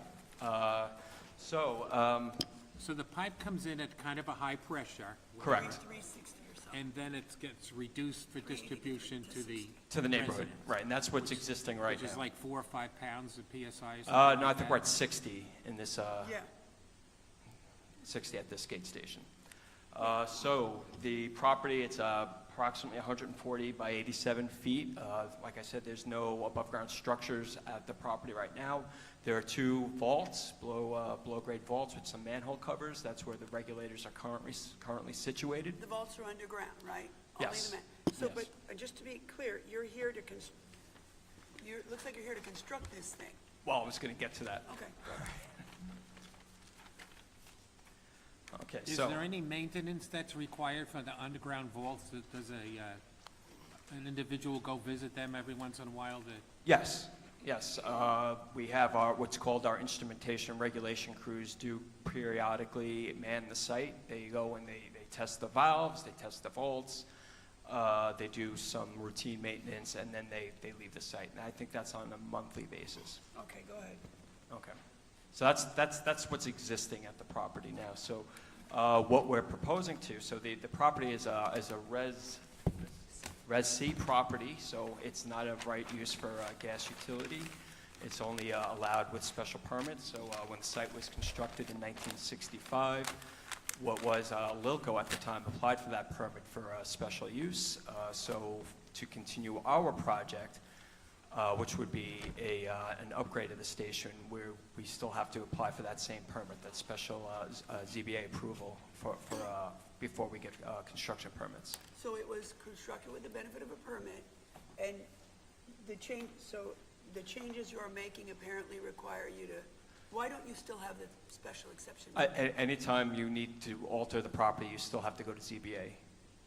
That's just the way the rule is written. So, okay, go ahead and tell us how you plan to alter it. Okay, so this, like I was saying, the station was built in 1965 and hasn't been upgraded since. So What the new station will be, so the way the station's situated now, it has a one-run feed. We call it a single run feed, which means that you tap off the transmission main, it comes into the property under a single run. It's regulated. And That's the high, that's the the 380 the pressure is PSI or whatever. reduced, and then it's sent back out into the street for distribution. So the upgrade of this station, which is we're going to upgrade to a dual run feed, right? So it's going to have two pipes. It's going to, instead of have one pipe come from the main, it's going to then come out with branch out into two, right? 2 in and 2 out? Well, it's going to be one pipe in, and then it's going to branch into two with, and have separate valves, separate regulators, separate pressure cuts, and then it's going to manifold back into the street. And it's done like that mainly for redundancy in the system, and gives the new system has additional layers of protection in the operation of the gas So system. if one of the tubes going out malfunctions, you can Or, still use well, the not so other? much a malfunction. If you need to take something out of service, you're not now turning the gas off and relying on backfeed from other stations. You have the feed from this station. Got it. Okay. So, so right now we're looking to upgrade that station to a dual run station. The existing vaults will be demolished. We replace them with new vaults because Same number of bolts? two vaults, a little bit bigger because everything kind of gets bigger with age. One of the things we would add. It usually gets smaller. Technology and everything. My refrigerator doesn't fit in this one. So the one thing we are adding is a boiler, is heat to the property. So as we do that pressure cut, gas gets colder as you reduce the pressure. That's Boyle's law from high school. So we would have to heat that gas before it runs back out into the street. Why? Well, when you reduce the pressure, it gets cold. Oh, I thought if you reduce the pressure, it gets cold, but why do you need to heat it? Well, it gets very cold, so then the older system is not accustomed to that cold pressure, so it needs to be brought up to a certain temperature, which is more optimal for What use in the temperature, street. just out of curiosity? What temperature? Just out of curiosity. 40 degrees ideally. The need for the heater is stemming from forecasted demand in the area. That's why we're making the station dual run. So the heater, if the station as is can't support the future demand in the area, that's why we're going to upgrade it to dual run. With that dual run in the larger station, the increase in the volume of the gas that'll be flowing through the station, that is what's going to require the heater because there's going to be so much more forecasted Oh, so demand. it's not just redundancy, it's also capacity. So it's twofold. The pipe itself is 8-inch currently, and we're going to go to 12-inch pipe, and it's dual run for redundancy as well. And capacity. Correct. And that's due to the increase in demand in the area since it was constructed in 1965, as well as forecasted demand. But why, you always had gas going down to 60 PSI. Why didn't you have to heat that one? So the twofold is, it should be heated. These are due to different standards that have been upgraded since 1965. And the second fold is due to the increase in forecasted demand. There's going to be the increased volume of gas leads to an increased requirement for heating. But I thought that the heat requirement was a function of the temperature drop when you lower the PSI. So correct. So didn't you always have to? Why didn't I just don't understand why you didn't need a heater now? So we have these stations everywhere. They're usually in the public right of way. You don't notice them. And then when we have certain sites that are more critical in nature, we have these on private property. So as of right now, some of that warmer gas is coming from other facilities, right, to supplement that. In our forecast, due to the increased demand, we don't want to send that much cold gas into the system. So you're going to offset the temperature. So in if the it system. mixes with the warmer, then it's less of a problem than sending too much. Correct. And due to the increase in flow, there is a concern that we're going to be sending so much cold gas that has the potential, without a heater, Stressing it's both to the existing infrastructure in the area, but the point of higher concern is at the customer's meter, you know, there's potential for freezing and malfunction as well as at appliances if that gas does not reach them at the proper temperature. Oh, and how many boilers? One for each vault, or? A single unit in the middle of the property. And would that be underground or above ground? That would be above ground. Okay. And that's it, maybe? So this is depicting the Res C zoning setbacks. So that's what's in green. And in the yellow is the boiler and the enclosed area. Oh, that's for not a the- rendering, that's actually So a... I do have a rendering. That's okay, so that's just your site plan, basically. So what we've highlighted there is just the boiler in the center of the property, the setbacks, we're clear of all setbacks. The only thing that we're also asking on this is the fence height. Right now at the property, there's a chain link fence with a barbed wire at the top, kind of. Is it with the benefit of a permit? Yes, yes. So we would replace that fence with a more architectural-looking fence that's still compliant to our security standards, but it kind of looks nicer. And the fence, and then there'd be a second fence that would secure the boiler itself, that would be a little bit taller. Same thing would be, and it would have a sidewalk in it, and it'd be an architectural security fence. Okay. Is that a rendering? Is that a rendering of the fence? You have a Yes. rendering of the Wanna bring that fence? up? And also, I don't have the fence on here. Do you need relief for the fence? Yeah. If you have a handout, we can bring up. I mean, it's not before the board. Can I just ask you one question? Sure. I feel completely ignorant when it comes to this sort of stuff. And so, while what we're being asked about is relatively insignificant, I feel like it still matters because we're being asked to put something in a place that's not otherwise approved in, so to speak. And so my question is, what other I assume there are other municipality agencies, et cetera, who are going to pass on all the safety issues related to how it's all constructed and the boiler, so that I Right. don't have to worry about, well, Okay, should so- we allow this here? What happens if it blows up? You know, that kind of stuff. Understood. So what agencies do you? That falls under New York State Part 255, which is the New York State Public Service Commission. Okay. This Public Service Commission laws, I think it's Part 255, which has to do with the construction and maintenance for the transmission and distribution of natural So gas. that will be overseen. You'll go. Correct. Do you have to go before them to get a permit to start with? We have to provide notification to the Public Service Commission for the gas utility work, and then subsequently for, you know, the work on the site, we'll need a building permit from the town. Because someone's looking at all the connectors that connect the pipes and, how the boiler is, fitted to the pipe. Like, someone's looking at all that. We don't have to worry about that. That's correct. Okay, because I hate to be negligent. And No, it's fine. not, and so back to the fence. So we don't have the fence before us. The fence that you have, let's take the first one first, around the exterior. That was already legally there at, I take it, 6 feet? Right. The fence that was there was actually, I'm sorry, 8 feet, so. Okay, so someone got a variance in 1965. Well, that was actually in 1990. So the fence was moved and the height extended, I believe, in 2005, and there was I was here then.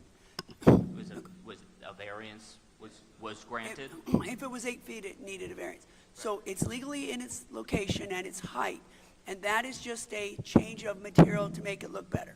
Correct. Okay. So as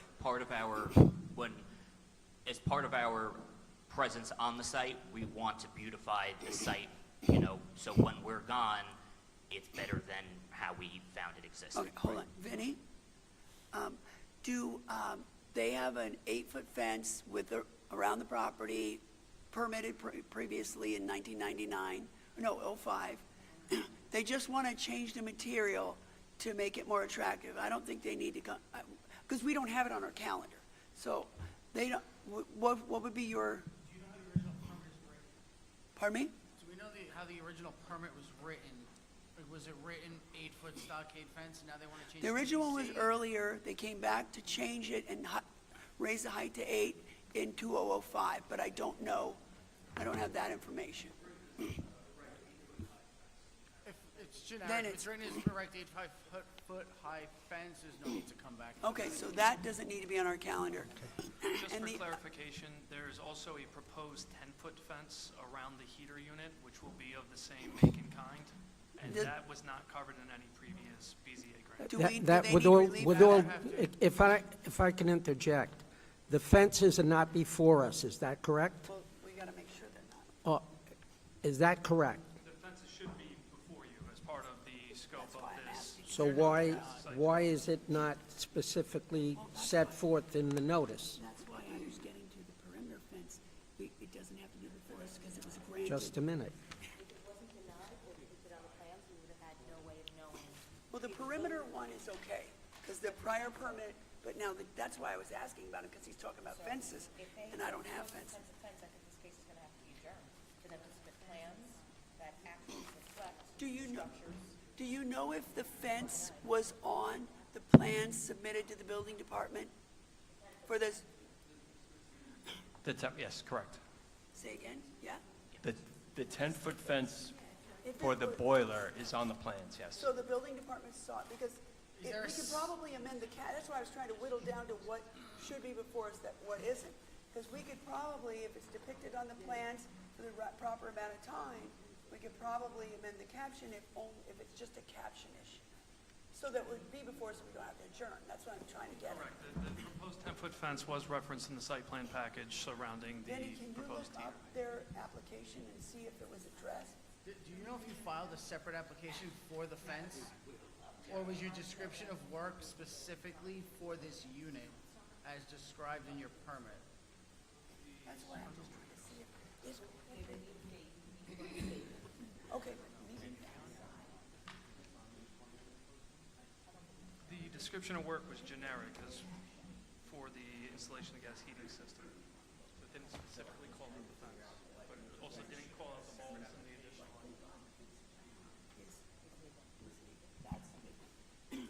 What say you, Benny? I'm gonna go take a look at their application. Well, maybe, could we hear, while he does that, can we have you guys just sit over there? Can we just hear his cases while he determines, so we can figure out if it's something we can finish here? Absolutely. I mean, I hope we can, but I just don't know, it's gonna depend on if the building department passed on it. Maybe they passed on it, thought there was no either way. So, Mr. Chairman, can we adjourn these for a second, because Vinnie's gonna see if the fence can properly be before us, the interior fence. Any objection to that? Because, so then we'll adjourn it and call a few other cases. And in the interim, you'll stay in the room if you'd like. Yeah. Okay? So just have you And move we'll over call there. you. Okay, I move that we adjourn the case temporarily. Second, all in favor? Aye. Okay.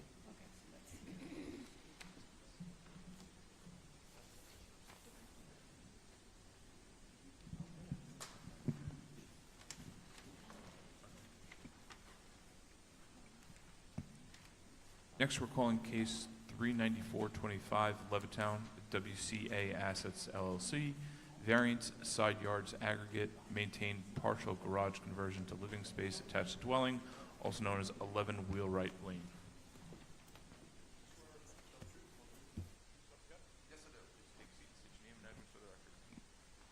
Chris Gray, Architect, 2401 Capri Place, North Belmore, New York, standing in for Patty Schachter, architect, who is the architect of record, and she's fine. She's in North Carolina. She's working, remotely. Yes, she moved, yes. I certainly will.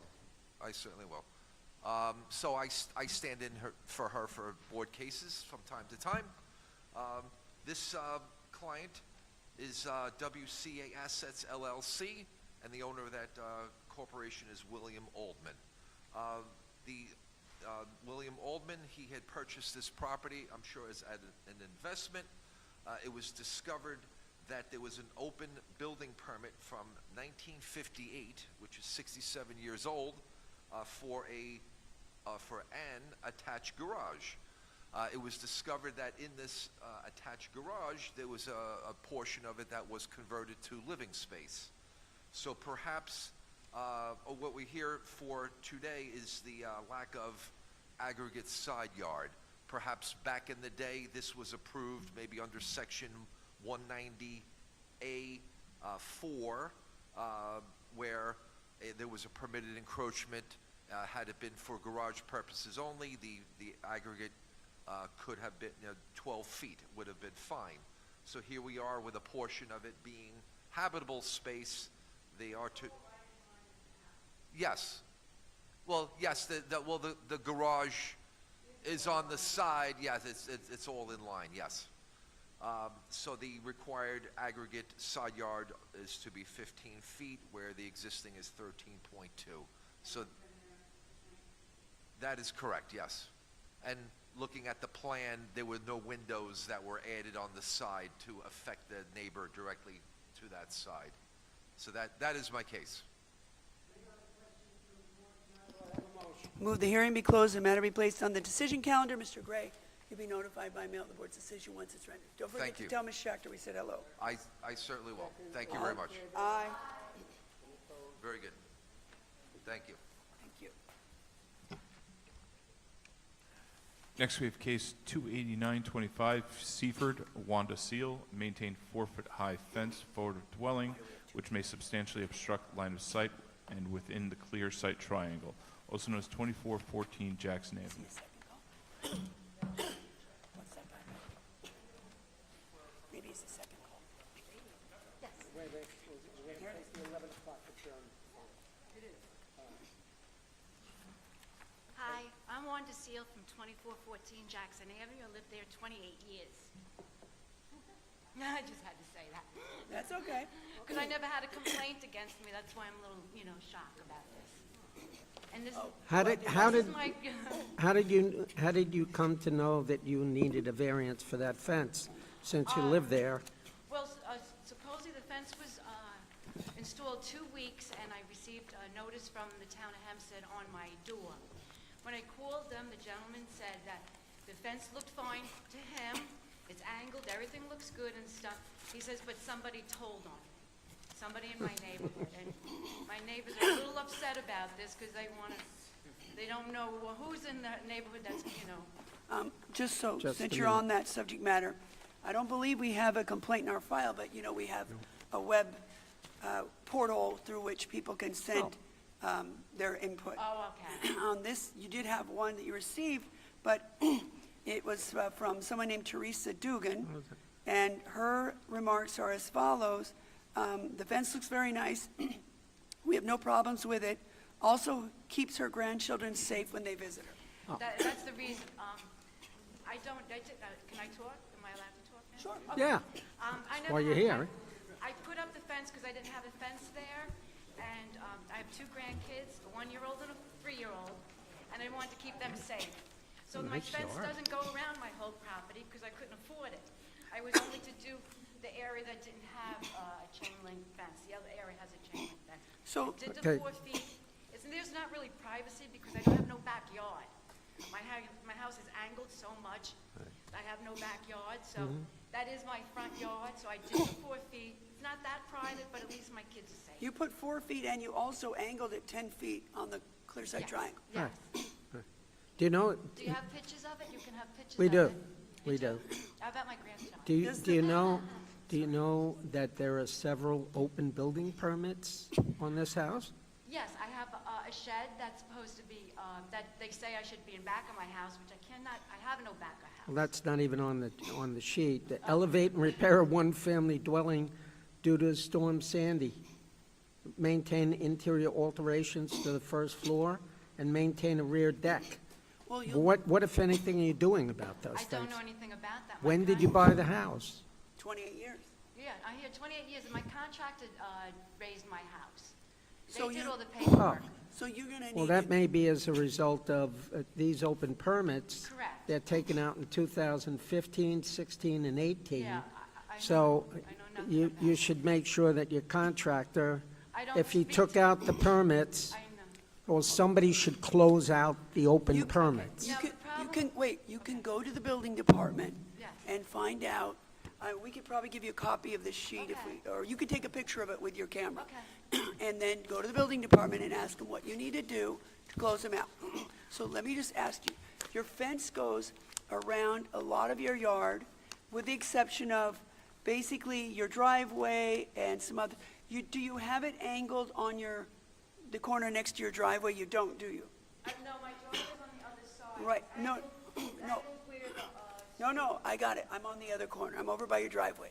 Because the fence comes down that property line, apparently to the corner that is right next to your driveway. Is that right? Yeah, I don't have a fence on my driveway, correct. Correct, but it comes down to the side where this is your driveway.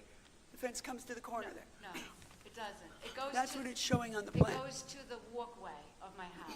Can you just come here and show me real quick? Bring your pictures up. Okay. Oh, my grandkids. I'm sorry. Did you want to submit those into evidence? Could you take them? Yes, I sat. Do they properly and accurately depict what they purport to depict? They weren't like later on. No, I was sitting in my car when I took these. I believe we have that one. We'll accept them in evidence. Hold on, let me just show you. This shows the fence. I'm referring to right here. It shows the fence going up to Okay, there. so there's a chain link fence that, because the town of Hempstead raised the, Hold on, road, hold on. So it goes up to here, the chain. Yeah, that's what I was saying. It Right. comes to this corner. Right, and the fence that we're talking Hold about. on, hold on. You're right, that's all chain, right. Just hold on. Now, so you're here for this. Is there a permit for this part? That's been there as long as I've had the So you don't house. know? Okay. The only thing is that because this was all opened here.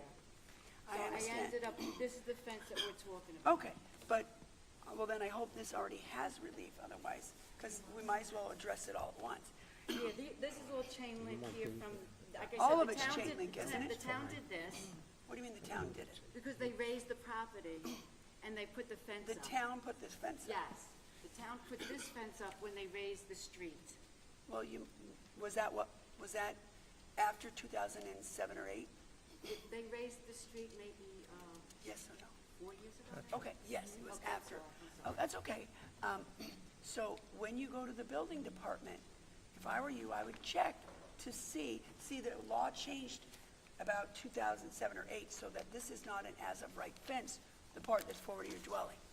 So when you go to check on do you have your phone? When you go to check on your permits that are open to close them, maybe inquire about this and make sure that you have some kind of permit for it since the town put it up.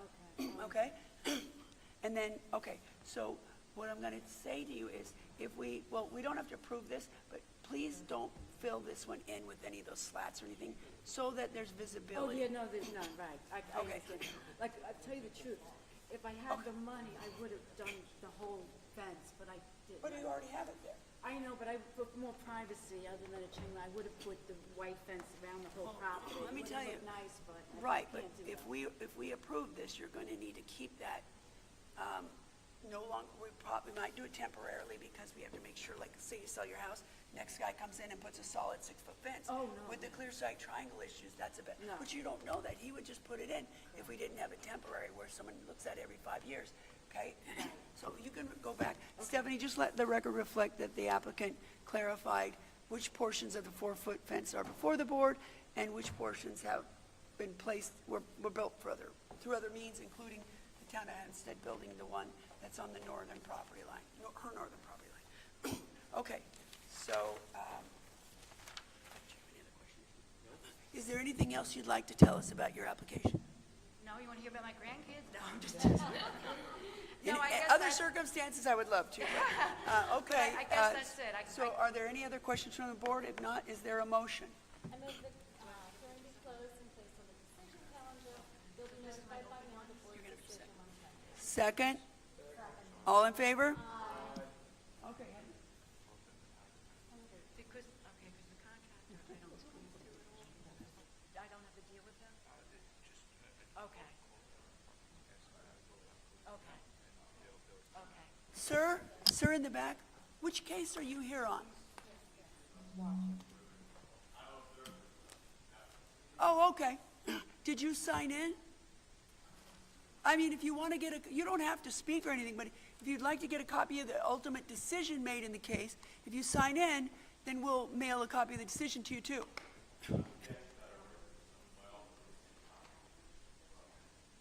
Okay, I only heard part. Oh, okay, good enough. All right, so what do we say, Vinnie?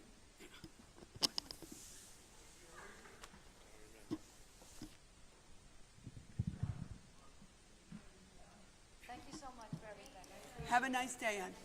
We'll send you a copy in the mail. Okay, I appreciate it. Thank you.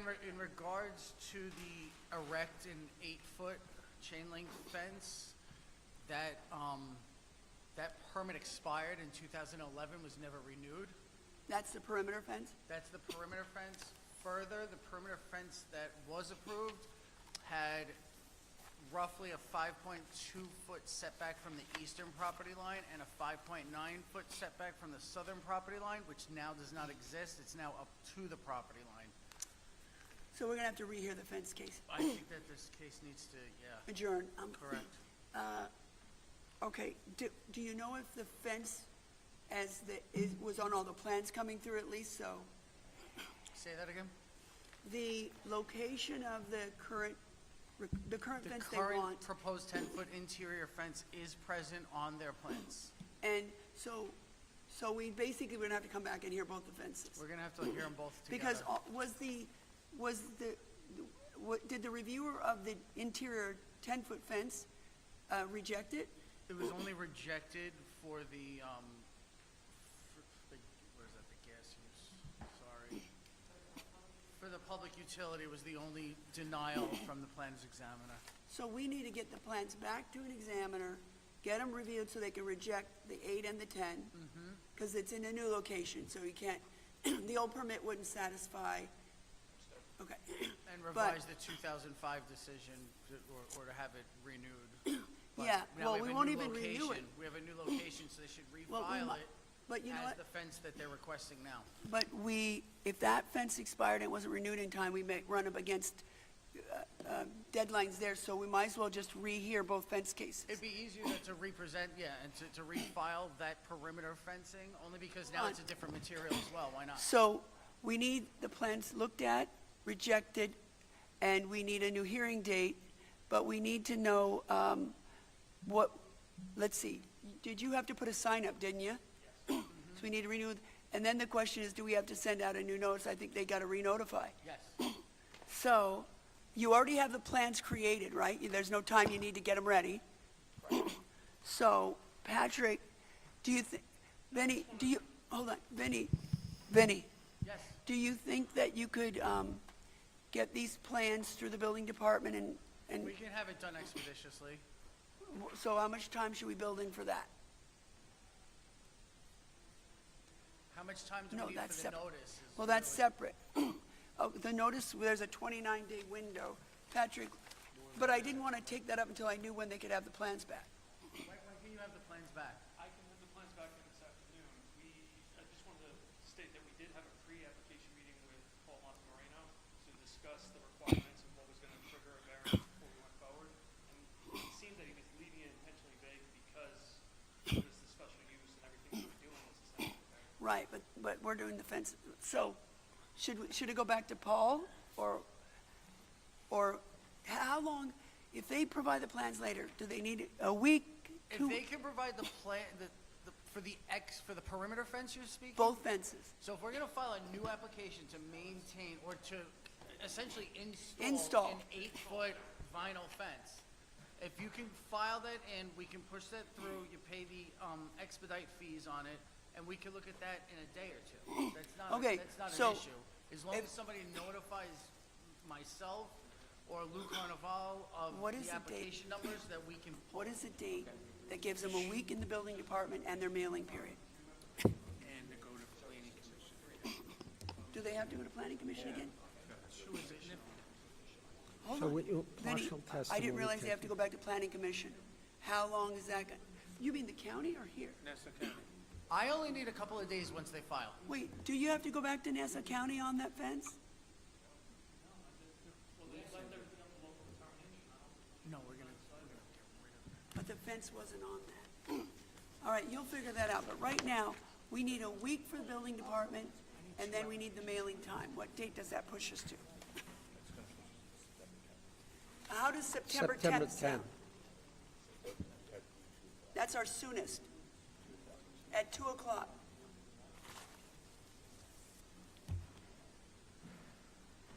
Because we have to renotice it also. Shh. Can one person speak at a time, if you don't mind? No. All right, wow. Okay, is September 10th, 2 PM okay? Yes. Is that all right, Vinnie? And Vinnie, will you just make sure they know whatever they need to know on how to? Okay. Thank you. All right, guys, don't forget your exhibit. Sorry about the adjournment, but it's better. Before you leave, are there any other facilities elsewhere that I could look at that are going to be similar or the same as this? And where are they?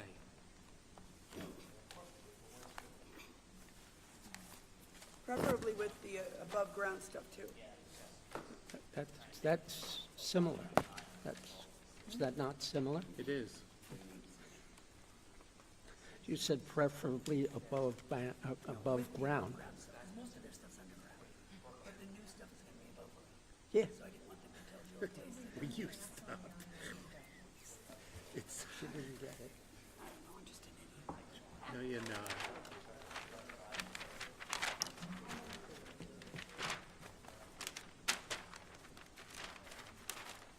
Similar unit, only if it can open.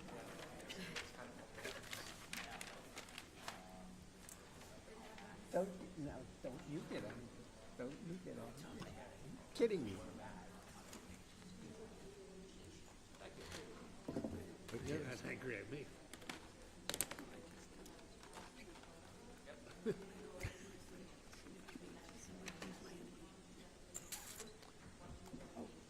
We have two cases on second call. Yeah, but we gotta, We can get back to you on some, we have a lot, some of them are Brooklyn, Queens, that's a little bit behind, we have out Riverhead, that's a little bit behind. okay, If there's any north, like Give where it- you're on your way to your land. give us, give me a few, I wanna go and inspect it so that, Yeah, when you come back and do it, Are they, if he went to the premises, would he be able to like at least see through the fence or open the the fence? existing one, yes, but you're not gonna see anything, it's just grass. It's grass, yeah. I like, I already saw it. but there's a grass with a fence on it, I wanna see if there's any emissions, any noise that get comes into out of the it, fence? stuff like No, that. no. Hold on, fellas. I think what Mr. Pellegrini is asking is, do you have a similar facility that he can inspect to see what it looks like, how it operates? You'll give that testimony later. How often? We do have facilities like that, they're not open. If you're ever interested in a tour, we can probably set one up. We do that? Yeah. But we could probably find something that's appropriate and comparable to what we're looking to do. Okay, that would be helpful. Hopefully within a 1,000-mile radius? I'd like to stay in Nelson County. That'd be nice. Got something. So email Mr. Owen. I'm trying. Okay. And then, Trying, give me a Judge. selection. Okay. And then I'll let you know. Chairman, I just have a question. What area does this service? Well, right now it's Elmont, right? So- Just Elmont? Well, it's located in Elmont, but the way the distribution system works, it works on a series of feeds and back feeds, right? So although it might serve the immediate area right outside this station, it will also feed surrounding areas. That's what I was And if asking. those areas have like a pressure dropper needs it, this would take over. And likewise, the other way. So it's kind of like so that way if you lose one, it's almost like an electrical grid, right? So if you lose one feed, something else. Something kind of else comes in to cover. will feed it. Does that make sense? I just to add to that point, this is like this is like on the border, near Queens, so it's a custody point, between New York City Gas, like our operating companies. So this has the potential to feed. This is only one of two locations at one National Grid's facilities where we can take gas from New York City if they have excess and feed all of Long Island. So this has implications far beyond just the immediate area, right? So if there was like a low pocket and they needed to bring gas in from New York City, they could do it through only one of two locations. What's the other location? At Lake Success. Did the recent change in the regulations by the current administration affect this in any way? No. All right. Now I'm happy that I failed out of engineering school. Okay. Okay, so you're on for the September 10th, 2 p.m.? Okay. See you then. Thank you. Thank you. Call those 2 second calls. Patrick?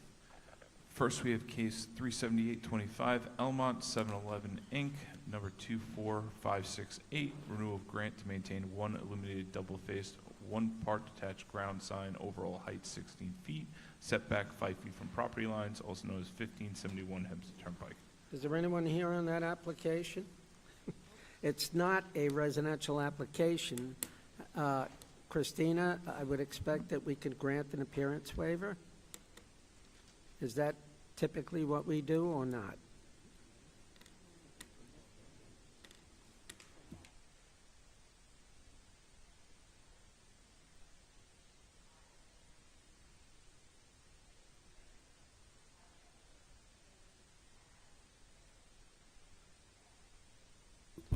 So, notwithstanding the fact that it is a commercial case or a non-residential case, I'm going to grant an appearance waiver. The building department inspected the premises on May 7, 2025, and found that all conditions previously imposed by the board have been and are being complied with. Do I have any other questions from the board? If not, do I have a motion? Move that the hearing be closed, the matter be placed on the decision calendar. The applicant will receive a copy of the board's decision by mail once it's rendered. Second? All in favor? Any opposed? Next case. Next, we have case 38025, Elmont 7-Eleven Incorporated, number 34229, renewal of grant to maintain one double-face illuminated detached ground sign, setback 10 feet from Elmont Road, also known as 254 Elmont Road. Again, notwithstanding the fact that this is not a residential application, I'm going to grant an appearance waiver.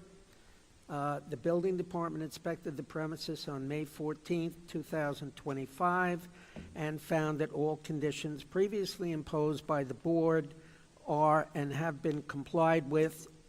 Do I have any other questions from the board? If not, do I have a motion? Move the hearing be closed, the matter be placed on the decision calendar. The applicant will receive a copy of the board's decision by mail once it's rendered. Second? All in favor? All right, Patrick, who was supposed to appear on behalf of 7-Eleven?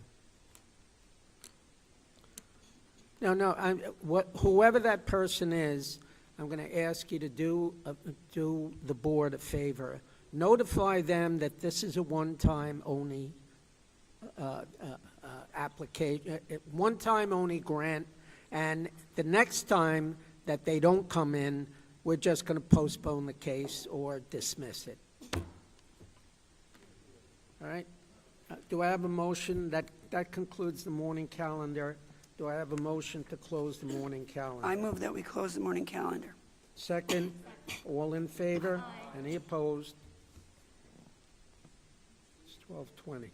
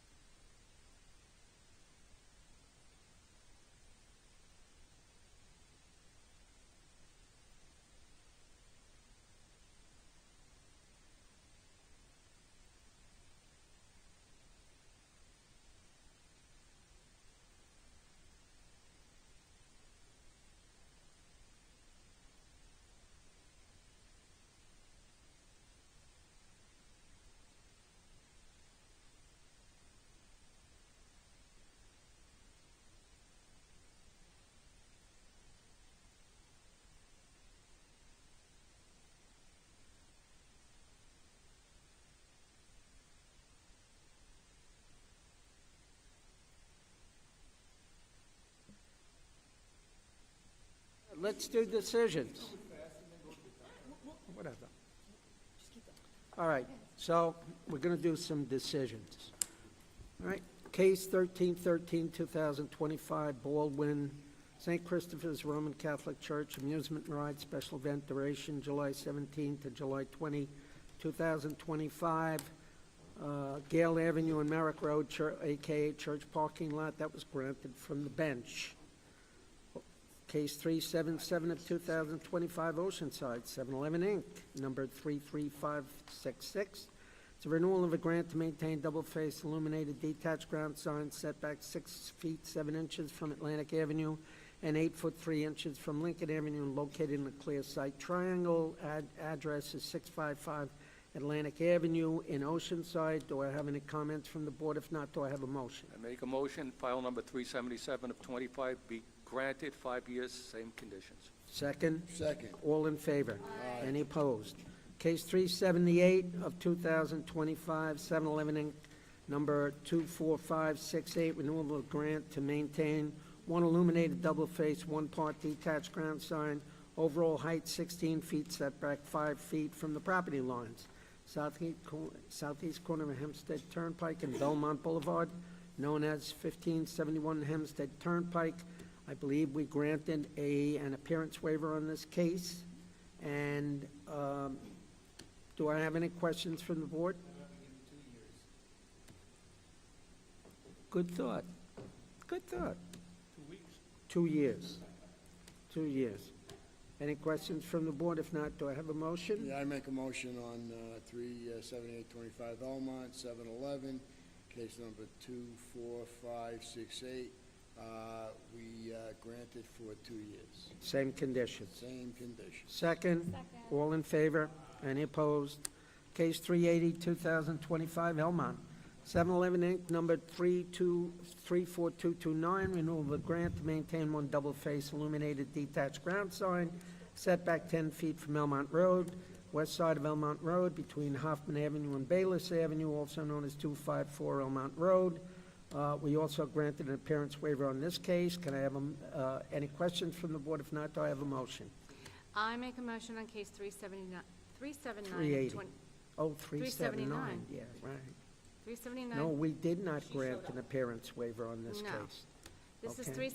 no, this No, is that's the one, the 379. lady, that's the one that was not on the calendar. Correct. Okay, So- it was on the calendar, but Right, it I'm wasn't, doing wasn't 379 on the right now. printed sheet. Right. Okay.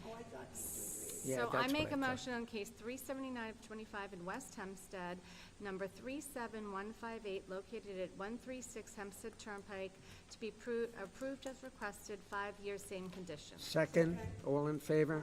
Any opposed?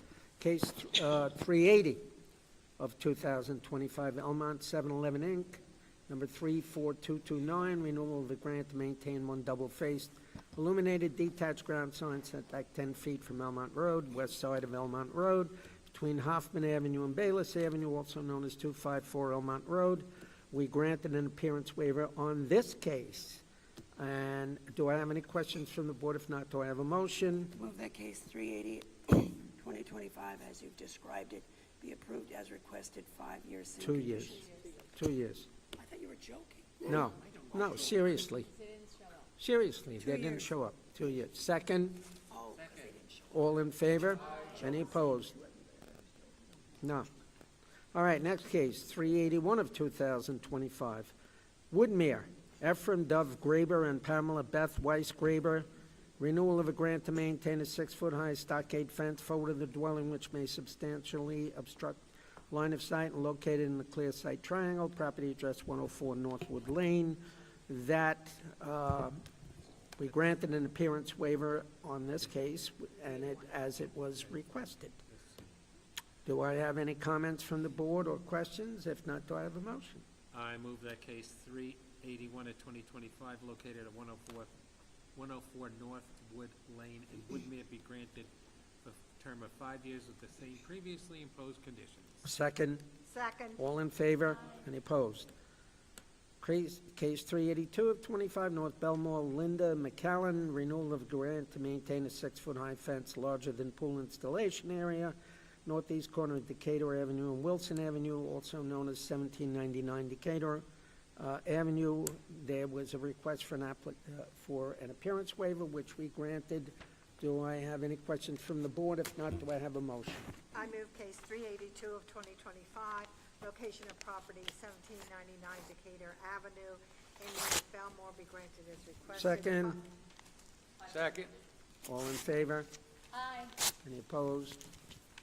Any more people in favor, or just one person? Okay.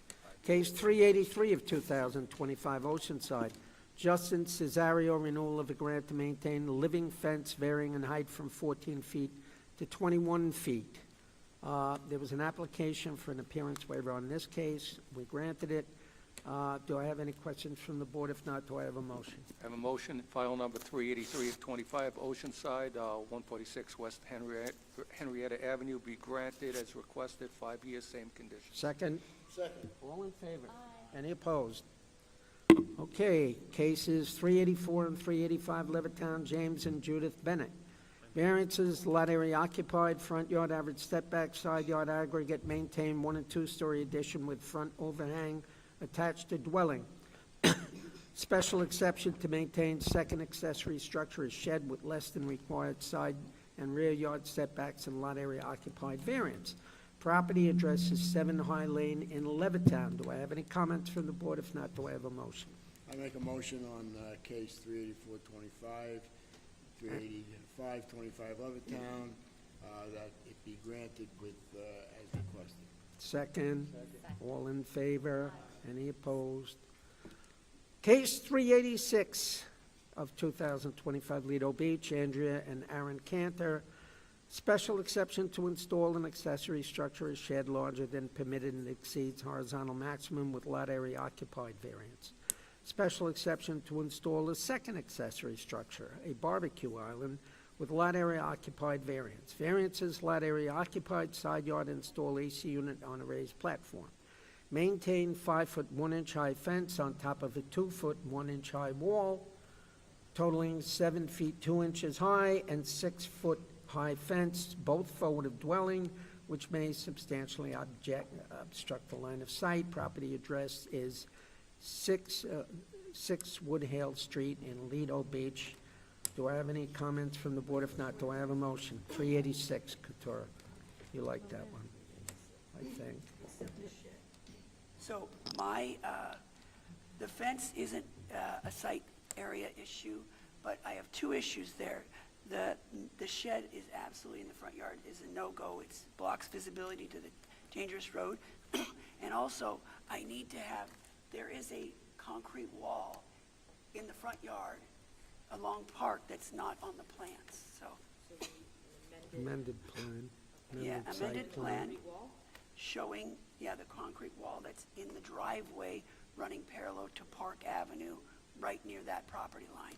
And you're And going then to the approve shed, approve in my part. recommendation is the shed is a no. Okay. It's, the So location approved is in part horrible. and denied in part. Yeah, but should I hold it for the amended plans?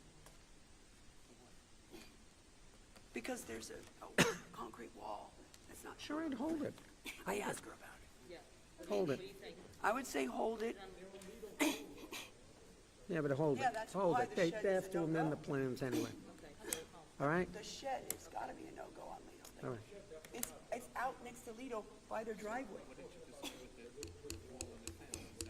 He's got to amend the plan. Do you know what wall I'm talking about? Yeah, but you can't not have. Well, they're different though. On one side it's low and it's part of the grass.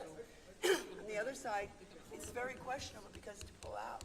You know, so either way, it's got to be on the plan. All right. Oh, but all the more reason why those Just things show in it. front yard are a problem, because they block you pulling out. Right, 387 and 388 of 2025, Lido Beach.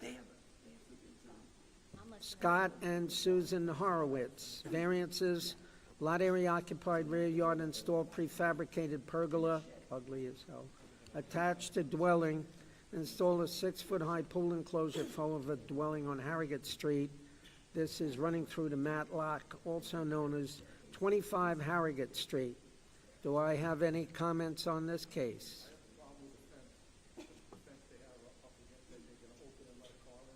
Yeah, I've looked at this already, but I'd like to have time to. All right, hold it. I need to talk with people. You guys. I also have a notation that they need to update the plot plan with the setback numbers Yeah. with the fence. Yes, exactly. Okay. We have no idea who's on the property line. Sure. No, hold it. 389 through 391 of 2025. James G. and Jeanette M. Madsen.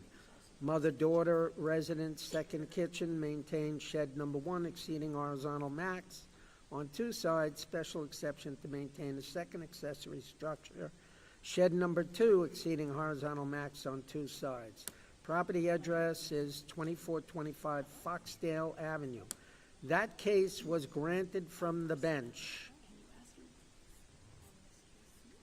All right, next case. Case 392 of 2025, Uniondale, John Kopax. Variance side yard aggregate, maintain addition and garage converted to living space attached to dwelling. We are going to hold that case for clarification. All right, case 393 of Elmont, Market Span Gas Corporation, DBA National Grid, special exception to construct a natural gas system. In conjunction with a public utility, that case has been adjourned to September 10th at 2 p.m. Case 394 of 2025, Levittown, WCA Assets LLC. Variance side yard aggregate, maintain partial garage conversion to living space attached to dwelling, 11 Wheelwright Lane in Levittown. Any comments from the board? If not, do I have a motion? Somebody better make Make a a motion. motion on case 394 of 25 in Levittown, WCA Assets located 11 Wheelwright Lane be approved as requested. Second. All in favor? Aye. Any opposed? 11 o'clock adjournment, 289 of 2025 Seaford, Wanda Seal. Maintain a 4-foot-high fence forward of the dwelling which may substantially obstruct the line of sight and within the clear sight triangle. Property address 2414 Jackson Avenue in Seaford. Any comments from the board? If not, do I have a motion? I move that case 289 of 2025, as you've described it, be approved as requested, condition that, Fence condition. the temporary on the side, but no slats be put. Second. Although maybe, forget the slats thing, it's 4 feet. Second. Second. All in favor? Any opposed? Any abstention? Let's go to the videotape and the reserve calendar. Okay, we actually can get some of these bad boys off. Yes, we can. Okay, so we got a copy of the New York State variance that was granted in case 31 of 25. I actually took it upon myself yesterday to do a draft decision. In the event the board is inclined, granted, basically the state's decision, it was, you'll recall that was when a foyer was enclosed, it was an open porch. Copy of the decision. And, if the board is inclined to look favorably upon the application, a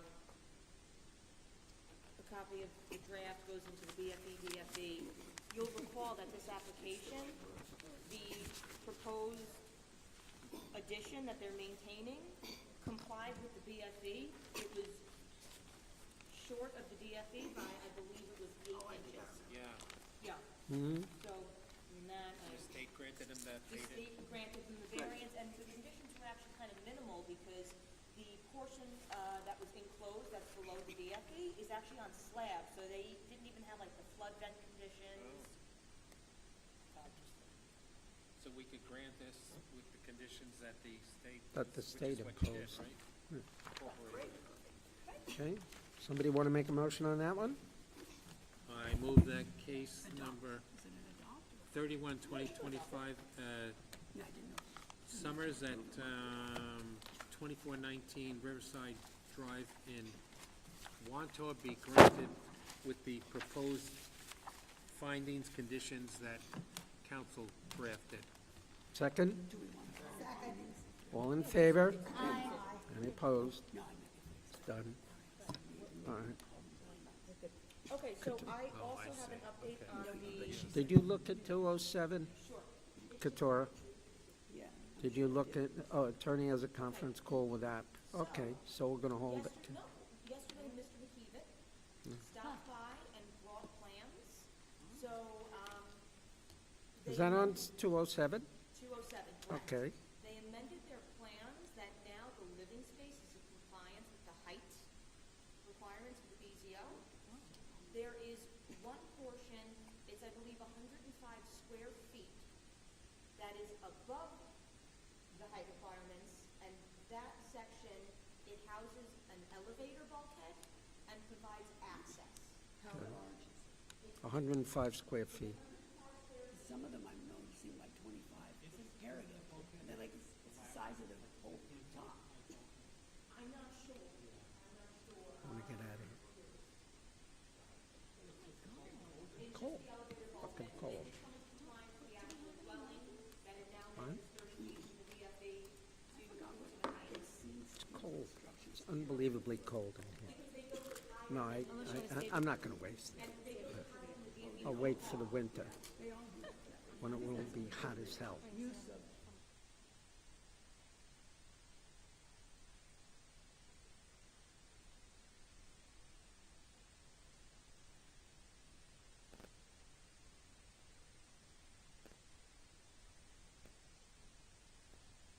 So you can see here that it's this little section that's about 3 feet taller, and it's the elevator bulkhead. And we could like make an Obviously. addition, it might be. You could ask Vinnie, I forget how they, because it's all over the map, they have always with that. But that, is this gonna be a roof deck then? So we have to make a condition, it cannot ever be any of this Expanded. enclosed, nothing enclosed. And it's also to construct a house, so we can just add that to the, So the height, we're only gonna grant for that square footage, like, can we grant it, like, the height is granted for a For the 10 elevator by bulkhead. 12, something like that, and a condition that no, any others can be further enclosed. is the board okay with that? They did come into compliance with the height. As long as it's restricted to that area and you make it very clear. I believe it was in the, I don't know if it was 60, but it was less than other homes in the area. It was, I'm sorry, even better. It was 45.15. It's a Res C as well. Really? I didn't know there was any, that, along that. So you're allowed 35%, so it's only 10 10% for that area. percent. Good, and obviously, I looked at this before. So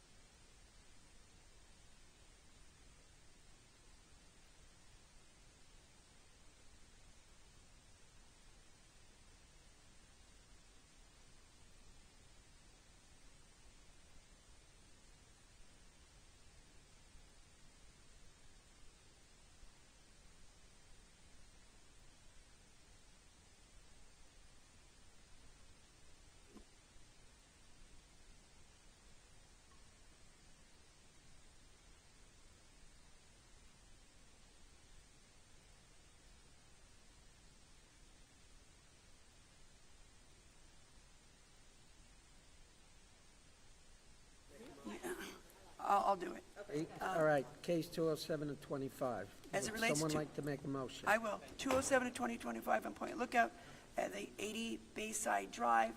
I remove that we grant in part, deny in part. As the board has discussed, the small protrusion on the roof is a permitted encroachment, we believe. So I move that we deny the height variance and we grant the other relief requested. Second? Second. All in favor? Aye. Any opposed? That one's now off the calendar. All right, so we have a slight update on Popeye.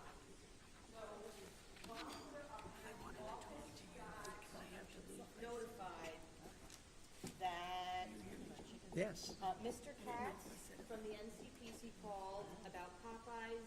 He said they want to postpone it. Well, they want to postpone it until August 14th because there's opposition to the application and they want the attorney there, but he's sick and can't make the hearing tomorrow. So they're adjourning the NCPC. So, we told the office that we would let you guys know and see what you want to do. We're going to adjourn it. Yeah. Hold it until. Hold it. Yeah. Why wouldn't we? Yeah. All right, next cases.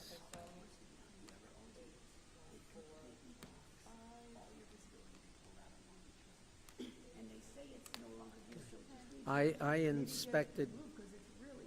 inspected 278 and 279, Mohammed Efran. I mean, that application is fine, usual mother-daughter conditions. And you want the portico to remain open? Yes. Do you want me to make the motion or something? I mean, Yeah, I just- can't make it. Yeah, so. as it relates to cases 278 and 279, 2025 Valley Stream at 15 William Street. After the board has inspected and deliberated, I move that we grant the requested relief with the caveat that the portico must remain open at all times in the future. Second? All in favor? Any opposed, any abstentions?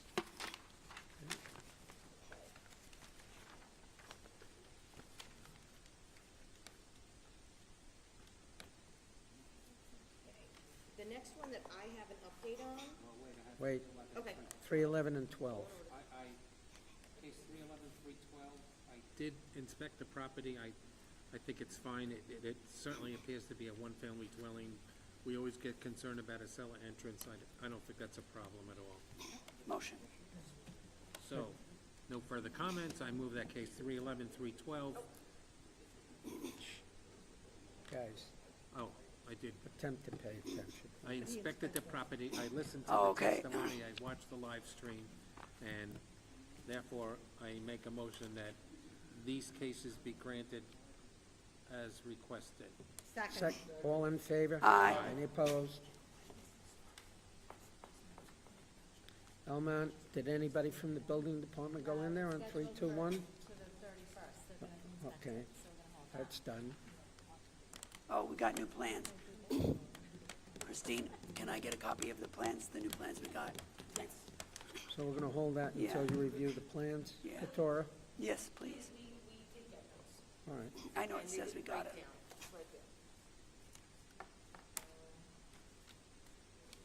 Some of these I expected quite a while ago. Oh, I guess not this Yeah, one. I know. You know what happens? There's such a delay between the time we hear the case and I know, I did the same. I try to take pictures always so I can look back.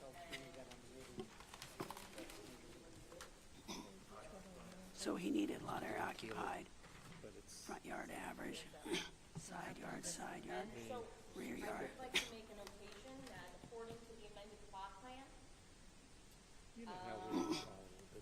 there is about 10-11% of the lot area is open space. And the current existing home is 47.9, essentially 48% lot area. They're asking for 60.3. And again, 10% of that is open space, which will remain open. And so if you think about it, it's a 2% approximately increase in the lot area of closed structure. They have a third-story deck here. Is the first lot, that's not a FEMA. First story and second story, and they have third-story deck. Did that have to come before us? Second story doesn't need height, it doesn't need number of stories. Okay, so we're gonna need a condition that that's remaining. Everything remain open. Yep. And again, it's really, if the board looks at it, it's only essentially a 2-3% increase in code structure. Where's the 10% decking? I don't see it. Okay, so No, but that's not included. it's over there. Here, if you look at the plot plan, they outline it. Okay, so the building area, the rear deck is 125. Here, Yes. And then the front stairs, 125 square feet. then the front stairs over here, Or is that? right Yeah, there. Hewitt's the front. No, I was looking at, And okay. then that I had as open space as well. That's a tree. Yeah, see, that's that little thing with a tree in it. It's open space, though, isn't it? Yeah, with a tree, yeah. Okay.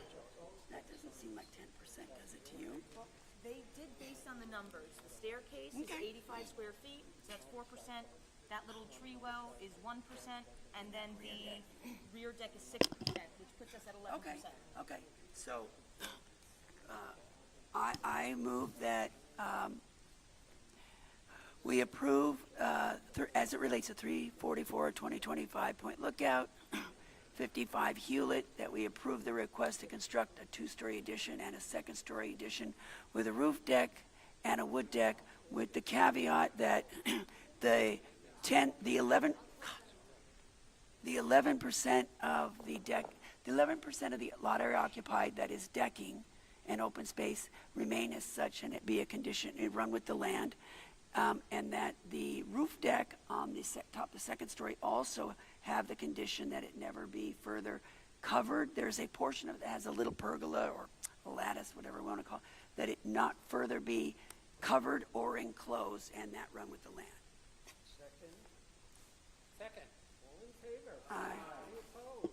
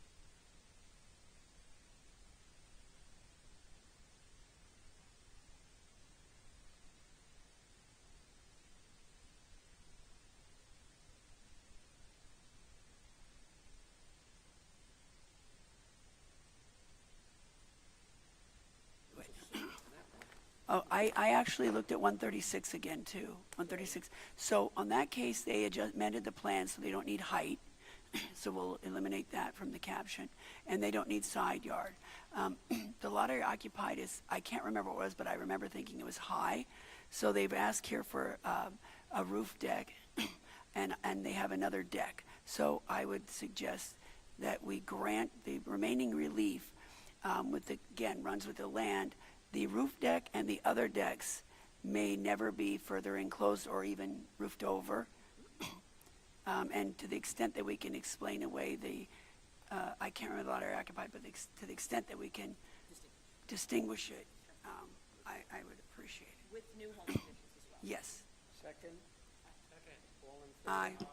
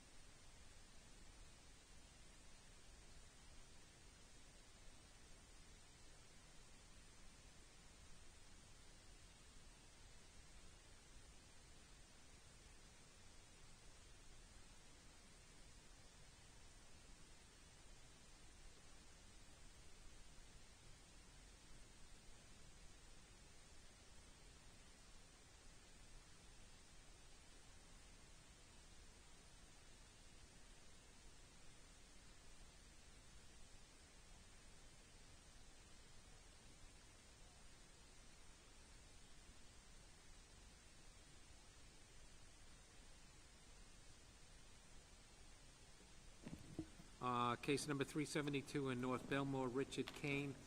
It's at 2447 Croydon, Kayron Lane in Belmore. I did inspect that property. I think it's a perfectly good application, and I would move that we grant this application. Second? Second. All in favor? Aye. Any opposed? Yeah. Okay.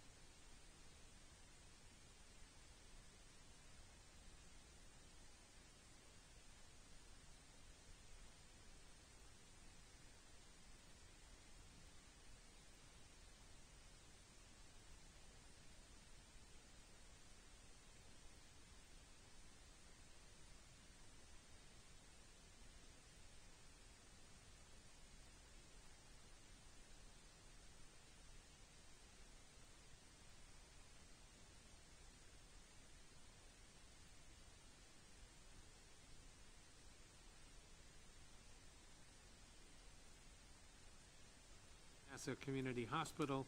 It was granted on 6/27/18. They're in the process of doing construction and getting all their permits, and they would like to have a 2-year extension of time. Any comments? Grant 2 years.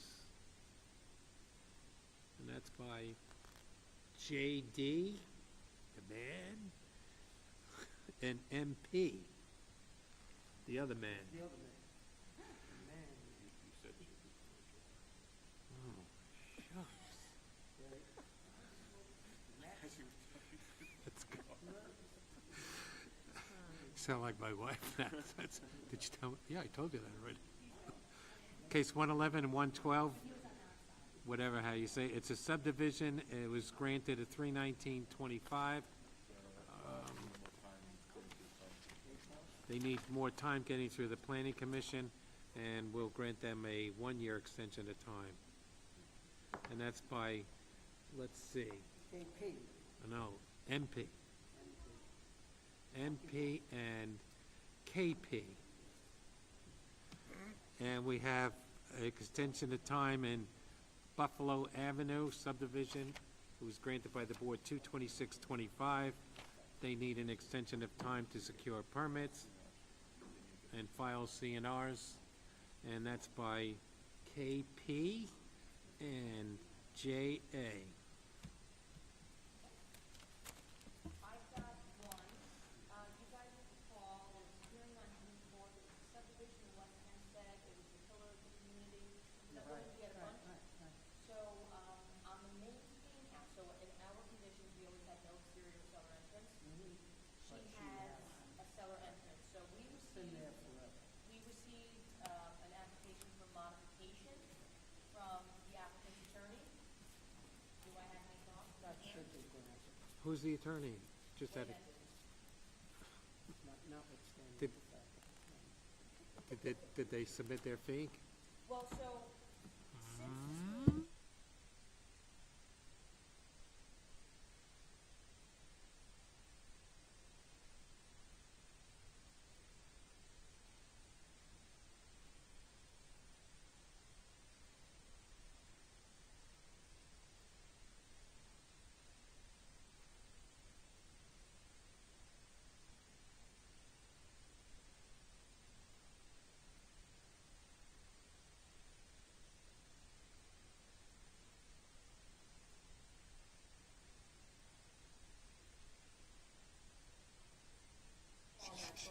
That's enough. On case number 293, 294, the applicant is Nellie Backer. The board inadvertently asked that the exterior cellar entrance be closed. It's been brought to our attention by the attorney that it may have been an administrative error by the board, so I would move that we allow that, modify our decision dated June 4th, decision date is June 11th, that we modify our decision to allow the basement entrance. Second. All in favor? Aye.